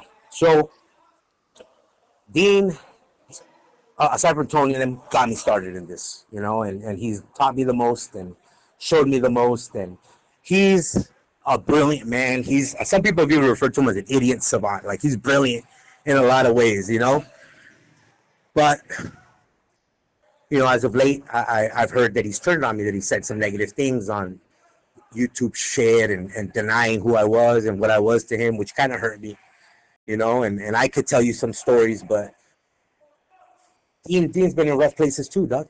Dean's battled drug and alcohol abuse, and I helped him out of that, and he was losing a house in downtown one time, and I helped him out of that, and he had to move out of the house, and I helped him out of that, and that place was a shithole, and the things I seen in there, I don't even want to say on this fucking interview because it would belittle him forever, and it would be replayed in history, and I don't want that for him. But you know, he wasn't at a good spot at his lowest. That's for sure. Oh, definitely not, bro. Yeah. He had some rough times, and I don't know how he's doing now, but he's in no position to badmouth me or belittle me, and he can lie all he wants. He knew what the fuck I was doing, bro. He knew what the fuck I did for a living. He knew why I left. He knew everything. So you could lie and bullshit and scam and say whatever, but you know what the fuck it is, you know? Jocko, on the other hand, did not. You know, I was friendship level-wise, hang out, buddy, drinking-wise, deep with Dean. Me and Jocko didn't have that kind of relationship. I could joke with him, I could sit with him, I could talk to him, but no way that I let him know the ins and outs of me. Plus, he's a fucking motherfucker. What do you tell Jocko? Hey, Jocko, I broke up with my girl, I'm sad. Fucking going to play a YouTube video from him, bro. Like, what are you going to tell you, dog? You fucking pussy, like, go fucking do some squats. That's not what I want to hear, you know? No, for sure. What go about, do some deadness, bro? Like, what about Eric Nixick? Oh man, Eric is I've seen pictures of you two together around. I wonder what Eric would say about me, G. But I will tell you, Eric is a brilliant, sweet soul, homie. A businessman, a worker, an amazing. The what? What? Who did? Who? All right. But Eric would, you know, when we started and I was, you know, in sales, I think I helped him a lot with information techniques on gym sales and structure and classes and shit like that. And when I would go to Vegas, he'd treat me like a king, bro. I'd get to take classes for free. My girl would take classes for free. I think I even taught a class for free. Great relationship, bro. And when he'd come into San Diego, I'd treat them like gods. All his fighters would get into nightclubs, party, have fun, like they were kings. And it was always reciprocated. And he's such a great guy, such a smart guy. And everything, all the success he has in the world. I know he's one of the best MMA coaches in the world now. He deserves it, bro. And again, Eric, to me on this thing is another way for me to say sorry, G. Sorry I let you down, and I'm still the same fucking Rudy, bro. I'm still the same Rudy you loved. I'm still him. I just made some mistakes, you know? Let's talk about, like, man, it's kind of it's a hard question, but I'm going to ask it if you can't answer it because of legal reasons. I 100% understand. Do you remember, like, we set up, or was it accidental? Like, the time you got busted? So, I mean, hopefully, I've been pretty nervous throughout this interview process, and hopefully, at least the smart side of me shows a little bit, right? Like, I'm a smart guy, I'm a thinker. I like to be the best at whatever the fuck I do, and the same thing happened with this. So I analyzed everything. I was paranoid. I thought I was doing things right, and I did some things, some undisciplined things, some moves that I shouldn't have done, and it bit me in the ass. And I left myself open to people being able to snitch on me. And I actually even knew one of them had an idea that one of them was snitching, and it still moved forward with the transaction when I know I shouldn't have, because I was so comfortable and I got talked into like, it's okay. You'll be all right. Don't worry, everything's cool. And it wasn't cool. It wasn't all right. So funny story. I had two snitches, two witnesses. I'm sure I've had several in the past, but this is the one that stuck. And on this particular transaction, by the way, this whole shooting shit, this whole fucking, I was gonna get to that this whole cartel fucking enforcement, me doing the not all bullshit. Me shooting a guy for getting bricks stolen from me, all bullshit. All fucking bullshit. This fucking guy got fucking shot by another guy in TJ who he shot, his bodyguard in TJ. It goes deep. It goes deep into like where my cousin got murdered. And it trickled from there. And they've made people chase each other all over Mexico. Police have died. Bodyguards have died because of this shit. and this fucking retard gets shot in San Diego, not because of me. I knew about it, of course, but not because of me, not ordered by me, not set up by me, by somebody else who this idiot who got shot, who's not an angel, shot and tried to kill a man at his child's birthday party, bro. You know what I mean? Like, that's the type of person it is, the guy that got shot. But Wait, let me interject. So for people at home, in the drug dealing business, like you said, the child's birthday, that's definitely not a part of the game, but people being on the other side of the grass for things that might be very, very small in retrospect, that's the game, bro. That's not a surprise to anybody. There's no secret there. yeah, yeah, Can we agree on that? yeah, 100%. So, so yeah, the time you got busted. It's a tough business. So, time I got busted, the guy who I worked with reaches out to me and he's like, "Hey, my partner, who I didn't get along with that great, he wants to pull his money out." And I'm like, "Well, why?" And he says he has a bad feeling about this trip. He doesn't want to get caught. And I'm like, "Hey, G, that sounds like some snitch shit, dog. That sounds like he knows." So you left off with your business partner wanting to pull out. Yeah, so the partner of the guy that I did business with wants to pull out. And I'm like, "Bro, sounds fishy, dog. It sounds like the dude already knows something bad's going to happen." And he's like, nah, bro, everything's going to be cool. So I set up some transactions on the side to make sure that thing's not affected. And we did a smaller thing together on this one. And it was half because the guy pulled out. And, the driver got caught on that drive. And it turns out the driver got caught because that partner snitched on the driver. Then, of course, the driver was low level, snitched, made up shit, too. Said that I fucked her, that I dated her, that I paid her. I didn't deal with none of that shit with her. And, she got pinched. And on that sale, I did things out of character. I rented an Airbnb under my name. I fucking moved around and picked up cash, which I never touch anything. They followed me around in a fucking Rolls Royce in the Discovery. Like, it was fucked up. And that's the indictment. That was the indictment. And I'll give you a crazy piece of news that I just found out that it's in my appeal. The gentleman, his name was Kevin, went and killed the driver, the girl. After he killed the driver, shot himself in the head.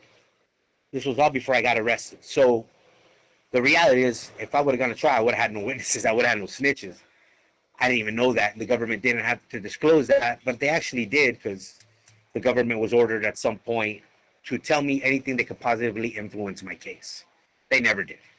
So before I was even arrested, both snitches, both witnesses died. So I have a very strange, on top of everything else, strange situation in my case. Okay. So you also went on the run. I did. Okay. And I'm not sure if you can open up on that or not, but when they The most I could say is I needed, my attorney wanted me to go to a meeting. I didn't. And you didn't want to, or do you think you were just kind of off the reservation dealing with addiction? I knew what it would lead to. I knew what this meeting would lead to, and I knew death was impending, and I knew what happened to me in jail if I went to it. So I didn't. I instead sent my girlfriend back to Las Vegas, to our home, and I, on offer, bought a fucking RV and lived like a homeless guy for weeks. And the reason I did that and not run to Mexico or whatever is because I wasn't sure what I was gonna do. But if you want the honest truth, again, it was a fucking girl. Okay. I didn't want to leave this girl, Amanda. I didn't want to leave her. Okay. I didn't want to leave. I didn't want to be away from her. And I thought I could somehow weasel and run back to her, even though I knew I was on the run. All right. So they find you in Nevada. No. Where'd they find you? So my attorney contacted me in Nevada and told me to come to San Diego to a meeting. I went on the run, and I went on the run all over California. But you never you never wound up in Mexico? Never. No. After, to be honest, after they murdered my cousin, I stopped going to Mexico. Stopped going to TJ for anything. Like it's just I didn't want to be wrapped up in what he did, and I was so close to him that I was always scared something would happen. On top of that, there's a lot of jealousy in Mexico, bro. I moved a lot of product and made a lot of money, and I didn't want the wrong person to be upset with me. You feel me? So, and on top of that, what am I gonna do? Take this little blonde girl with me to Mexico? when my cousin just got murdered, when all this shit, like, what am I gonna do? Let me give you a little pushback. I mean, there was over 100 keys, over 100 bricks that got confiscated in the transaction of when you went down. So I think total and everything that I got, it was a bunch of money, a bunch of millions, a bunch of keys, a bunch of shit. But I think what finally stuck on my indictment was just some meth. But you're right, I've got taken from me, caught with well over 100 keys, a bunch of shit that's in my shit. But on the particular hit, on my what's it called, on my for this particular hit, it was like 120 pounds of meth and like a brick of fentanyl. Okay. I think is what finally stuck. Okay, but so, yes, they called me the king of coke. They say I did, but I never called myself that. You know, let me just finish now. We'll address that. So one of the things that I was thinking was the reason you didn't go to Mexico, even though you got family in TJ, and you said yourself you've got a Mexican birth certificate, was because you owed on the money. No. First off, either I pay for it up front when I let something go out of state, or this particular, like I just told you, the guy pulled out his money. They would come out with money. So everything that left and got caught was paid for. The only hits were my side. Money that I've lost driving back from the East Coast, which was not on this indictment, but was caught by the feds. I took a hit for 575 racks. I took a hit for 140 racks. I took a hit for 260,000. I took a hit for 20 keys of coke. I took another hit for 40 keys of coke. All these I paid for. And the money that was coming back was all my profit. Because the shit, before I let it leave San Diego, before I let it leave the state, I paid it. Whether these guys set some of the money to cover it, I covered it. I paid. You don't play with the cartel, dog. You don't play with their fucking money. And I don't owe money. I've never been kidnapped. I've never been put on. Every cartel has a pin. Everybody has a pin. So if you're part of the Sinaloa cartel, Tijuana cartel, you owe money, they put you on the pin. And it's green light. Anybody could smoke you, pick you up, whatever. And I've never been on a pin, nothing like that. It's been close because of my cousin and some other situations, but luckily I was able to prove my way out of it. So no, that's not why I didn't run to Mexico. Was I concerned over the shit that happened with Abel? For sure. But that's definitely nothing to do with money. It was, if you want the honest to God truth, and it sounds weak, it was over a girl, bro. I didn't want to leave a girl. Bro. That's why I got caught. So, like, I mean, you were Rudy Silva.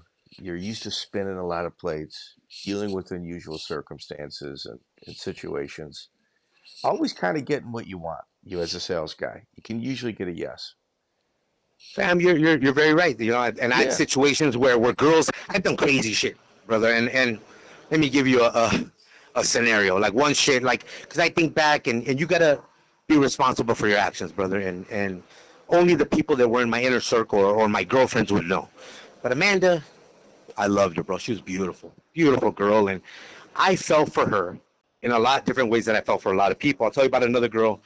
Her mom has emailed me beautiful things, offered me money on my books, and great soul. Her name was Monique. She's a beautiful person too. I fell for her for the good in her. And I'm not saying Amanda's bad, because she has a lot of good in her. She's a sweetheart.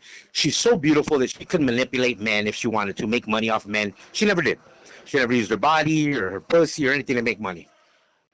But what made me fall in love with her was the darkness in her, bro. Because I have darkness in me. And I walk around prison trying to be a light, trying to make people smile, trying to be kind, when I really feel like killing myself every fucking day. I feel like killing people every day. I am miserable. But I try to be that light. And I saw that darkness in Amanda, bro. And that's what made me fall for her. And that's what made me turn on Dominic, is this fucking darkness, this need to make her life better, to help her. And she's been through some shit. Her mom was not the best person.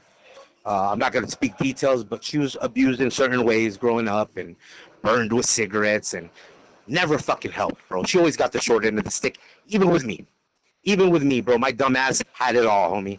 Money, beautiful woman, family, my daughter, still cheated on her all the fucking time. Like a fucking moron. Power hungry, money hungry, pussy hungry idiot. And it got so fucking bad that after my cousin got murdered, his nephew came over and we're talking. And I'd been sober like 8 or 9 months at this point. And, you know, he comes over and we're talking about everything that happens. And I tell Amanda, like, hey, I'm gonna have a drink. My cousin died. She's like, please don't. I'm gonna go upstairs if you do. And I'm like, I'll be good, I promise. I was not good. I went fucking wild. I started doing blow. I blacked the fuck out. And next thing you know, I'm walking around the neighborhood with an AR-15, barefoot with no shirt on. And you know, in Spanish we call it hundiado. Hundiado means like lost it, like not there. And I wasn't there, bro. And I just leave the house. I'm running laps. I don't know what the fuck I'm looking for. My cousin just got murdered, and she locks the house on me. She's like, I told you, don't fucking do this. And she locks the house on me, as she should. And in my brain, first thing my brain says is she's cheating on me. There's a dude in the house.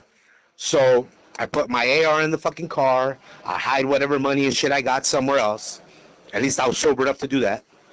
And I fucking punch and kick through the sliding glass door. It's my house, but you can't do that. Punch and kick through the sliding glass door, slices my neck, slices my arms, slices my legs. I'm squirting blood everywhere I walk, and I'm walking around the house. She comes up to me, and she's scared I'm going to do something to her. I didn't. I didn't hit her, did nothing, obviously. You know, I didn't get no charges for that. It's not me, you know, but I'm looking around this house for a fucking man, for some dude that's fucking my girl. And cops come, arrest me. I get charged with vandalism. And she files a restraining order on me. Never had done that. And she's trying to fucking never see me again. And even out of that situation, I got her back, homie. Because I'm a fucking hustler. I had money. I know how to fucking manipulate shit.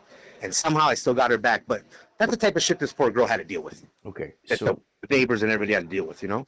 how does the Rudy Silva story end? How does the Rudy Silva story end? Fuck, bro. I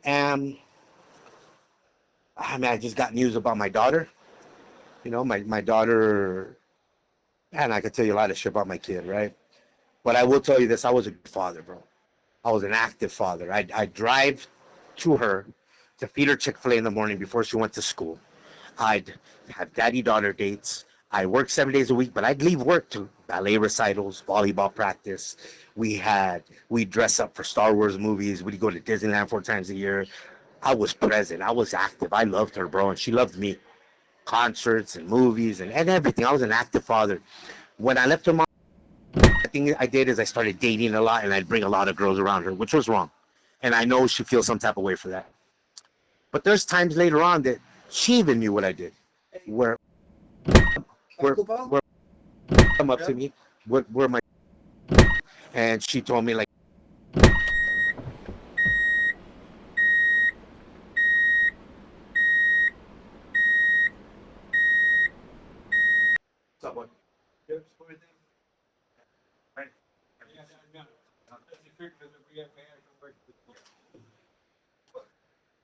yo, can you hear me? Yeah. Oh, sorry. Where was I? What was I saying? So how does the Rudy Silva story end? You're talking Oh, about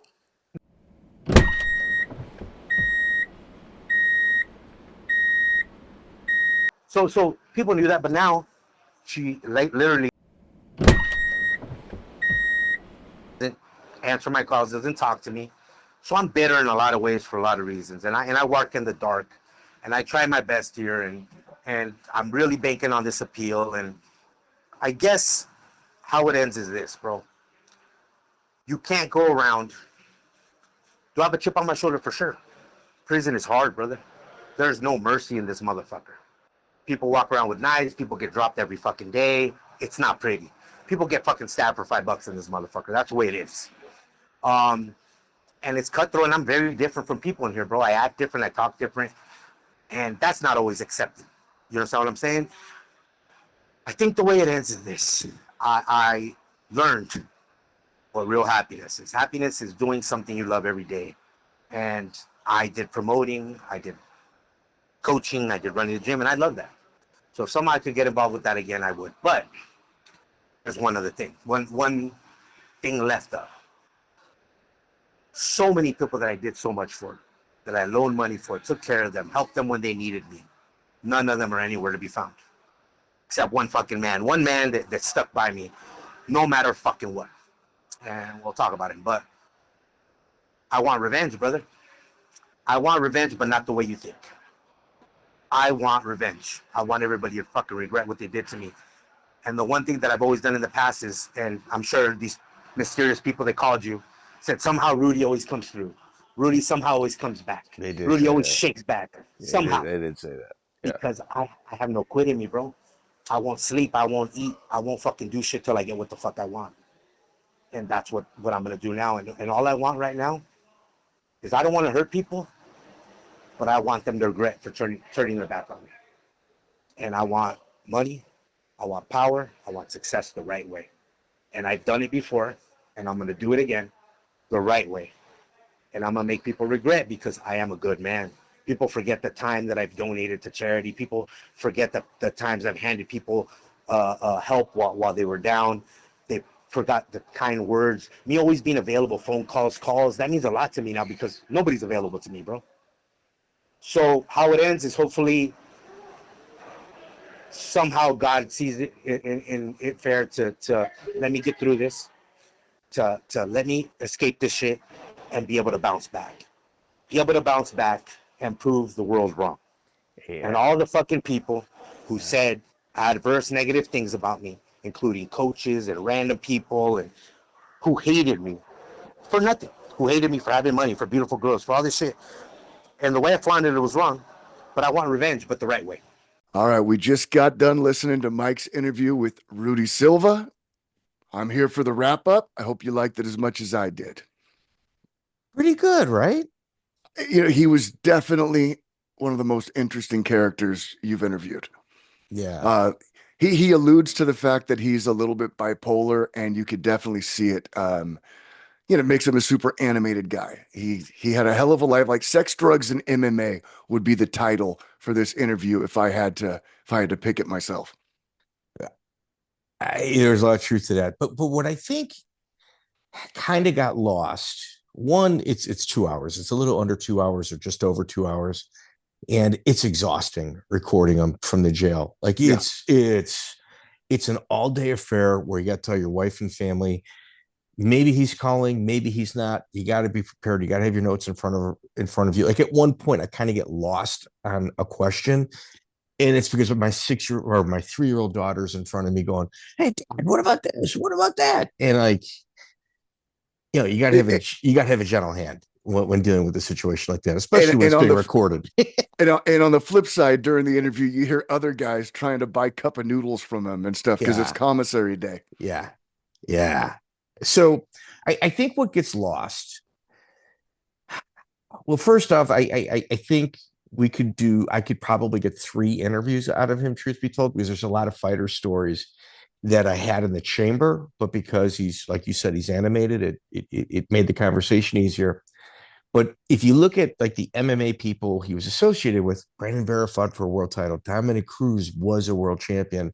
Yeah. KJ Nunes, Elite XC champion. Like there's a lot of like little historical things right there, really important people.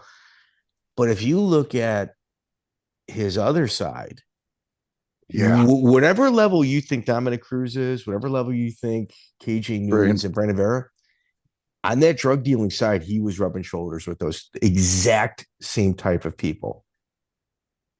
Yeah, he made it to the top of that world as well. Unfortunately, most people don't stay at the top of that world. Wow, there's no early retirement there.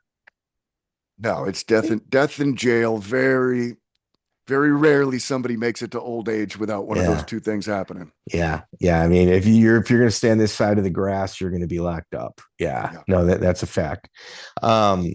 So the thing with his case that's very interesting is that he had 2 witnesses against him, and they died in a murder-suicide.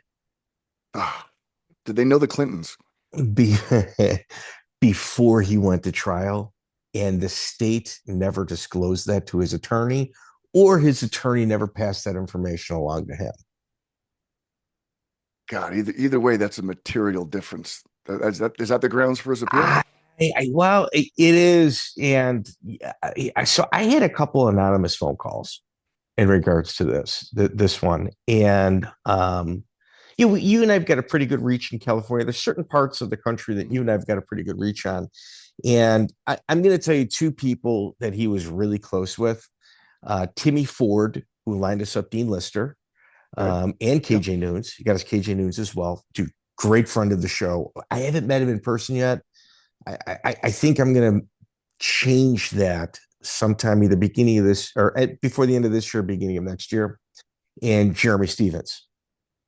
Yeah. So both of those guys I've got a good relationship where I can text them and they're going to text me back, and I can have conversations with them that both of us, all three of us, I should say, would be confident that if it's off the record, it's off the record. Right. Dude, Timmy Ford wouldn't even return my text when it was about him. Really? But like a couple days later, I had like something else I had to talk to him about. Right on the money. Oh yeah, here you go. Oh yeah, here you go. And then I'd remind him about that other text. He's just like, hey man, guy was always all right with me. That's it. Yeah. So Jeremy Stevens, I took like a kind of like a different approach because he loves like narco traffic stories as well as podcasts, and like he's into it. Like that's a genre that he enjoys. Right. I threw out a softball question in regards to Rudy, and he goes, "Yeah, I don't know." No comment. Dude, I said that to Rudy. Previous, he's like, wait, so who'd you talk to? I go, some of the people I talk to, like I have a name for, but some of the people I don't have a name for. But these two in particular are your friend. And I told him about Jeremy and Timmy. But it's a good interview. It's solid. It's a solid piece. I think so. That guy just runs at a higher RPM. There's a reason why he got the reputation he did, like selling the gym memberships. I've worked with guys like that. He was like an outlier in that respect. And turns out that skill set can also get you pretty far in the cartel world too. It just also lands you in prison though. Yeah. It was a good piece, but like if I were to be able to open up on the cartel side and some of the information I have, like he's just me guessing, kind of like looking at who his associates were. Mm-hmm. I don't know the hierarchy, in Mexico and California and kind of, how they mesh with each other. Right. But like, I understand that world. He's born in Tijuana, right? Yeah. Like he's a paisa, bro. Yeah. That's what they refer to them as, a straight paisa. Right. But usually the paisa is speaking like broken English, though. He was clearly raised speaking English. Yeah. His first language is Spanish, though. Yeah. But that's what kind of survivor he is. Yeah. I like when he said he wants revenge, but like he wants to be successful again, and that be his revenge. Yeah. He was real clear. He doesn't have a hit list. He's not trying to get on the street so he can start murdering people. He just wants to use the talents that made him successful initially and get back to there. And that's entirely possible if he doesn't rot. I have a feeling that the prosecution in his trial is going to play that, but like cut it off right after the word revenge. I want revenge. Yeah. That's what they're going to do. It's dirty politics. See, oftentimes, especially on the federal side, and I think in Ian Heinich in that interview, we talked about the feds and how to handle yourself. It's, dude, they got you. They're getting a guilty plea, and there's no real federal attorneys either. It's just people that try to get you good deals. Right. And Andy Anderson comes to mind. Michael Nunn. Michael Nunn is ridiculous. Yeah. I mean, even Tiger King. Tiger King's ridiculous. Like, yeah, it is. Like your informant plied him with drugs, stopped and hit stop and record in instances where they were kind of feeding him information after they get him sped up on meth, get him crazy. All right, now use this to put him in jail for 30 years.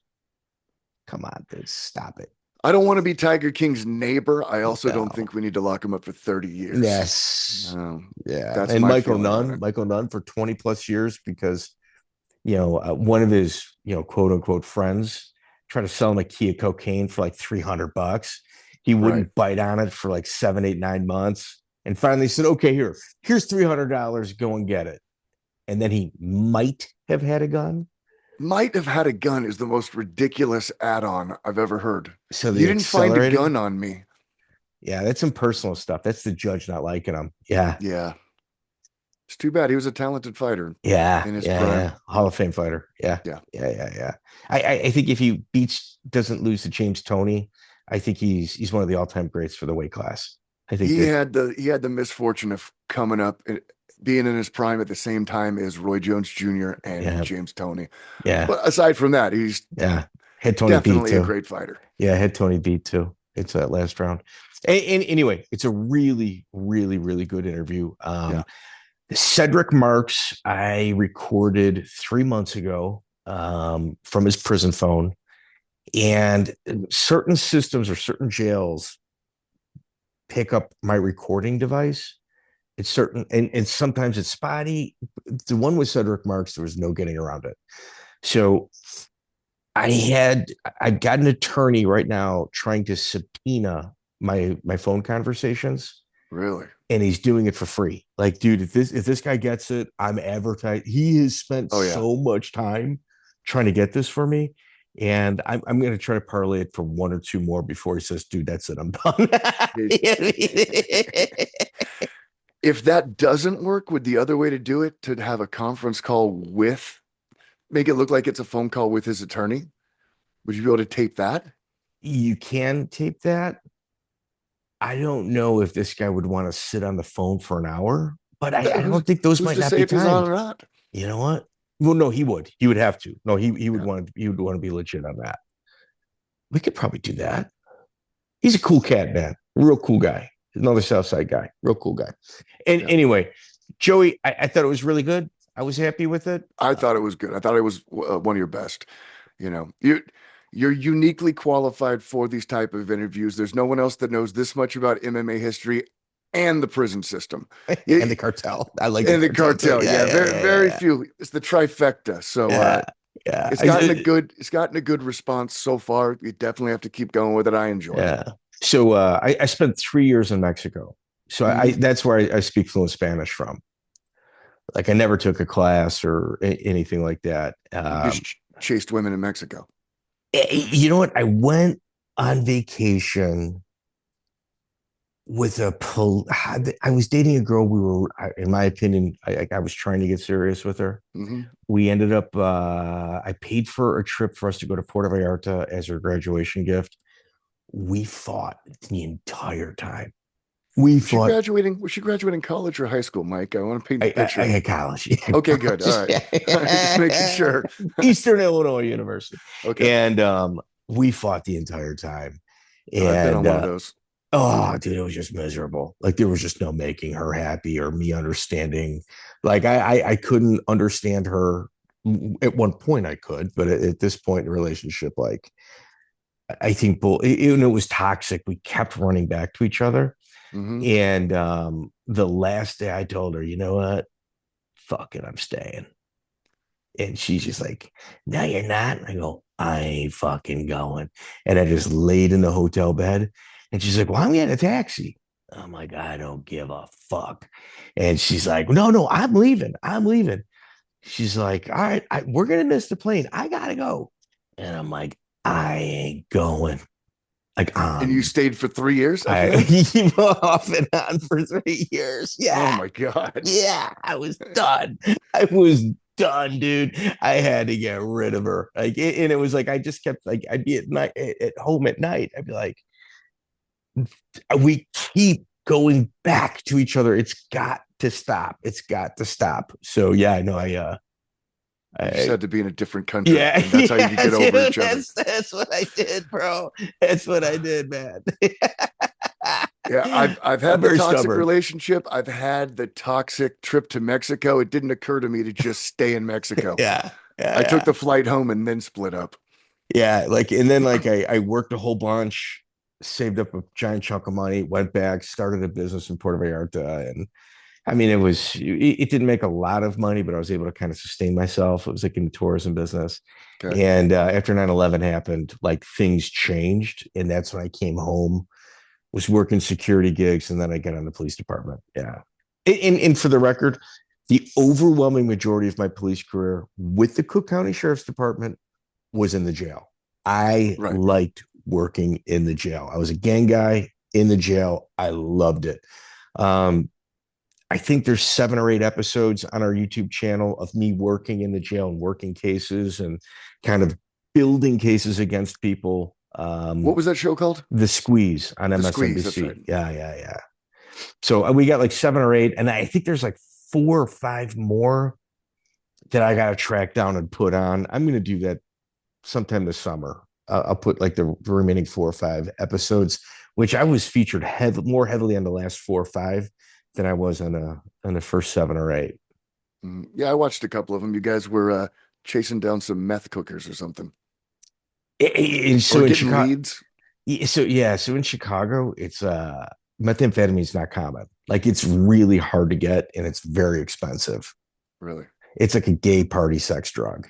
So it was like when we're pitching cases, I'm just like, well, I got this file on methamphetamines because it's such a rare thing here in Chicago. And I'm like, we could do a meth case. Like, I haven't done one yet, but like, it's going to take us to Boys Town. And it was like everybody's eyes lit up like, yes. I think it's more common in California. We got the high desert. It's really windy, which is a good place to cook meth because it gets rid of the smell. Yeah. So I've been on like 3 meth lab explosions with the fire department. Have you really? Yeah, I have. Wow. And I was with hazmat, so I went to a couple of labs that didn't blow up. They just wanted us to come in and test their stuff. So yeah, it's still pretty popular over here. Yeah. Because you don't need to ship in coca leaves. You don't need stuff from like Colombia. You can just make it in Lancaster, California. Yeah. So anyway, either way. Anyway, Joey, fantastic. Good interview. Yeah, good interview. We've also got yellow cards. Do you have it? All right. So, Joey, I think you need to start like when you do the trivia questions and you go, if you think it's this. Yeah. And then it's a yellow card. Hit the yellow card. You're wrong. Yeah. We got to start using yellow cards. In about a month, I'll have t-shirts and Phil Harris. You're getting a big package. Thomas Mural is getting a package. Jason from Canada is getting a package. Anybody that's really in our Brian from Buffalo, I think you actually live in Tampa, you're getting a package. Yeah, I'm going to send out packages, everybody. Andrew Mendoza hand delivered these to me last week when he was helping me build my kid's trampoline. So thank you, Andrew. You got mentioned. All right. Yeah, dude, I got like, dude, that's the guy's a savior. So I got a couple thousand of those. I got 1,000 stickers with the cutout stickers. And but how many carrot plates do you have? I think I got 1 left. Okay, good. Yeah, I think I sent out like 6 of them. But if you want one of these, you want t-shirt packages and stuff like that, not only do we need comments, we need reviews. Apple and Spotify, comments on Spotify, Apple. If you guys are sick and tired of YouTube ads, I can't blame you. Go to Spotify. Yeah, go to Spotify. I mean, Apple's cool, but YouTube's cool, but I don't care either way. So, but Spotify's good. All right, Joey. Like, share, subscribe. I'll see you next week. Absolutely. Take care, brother.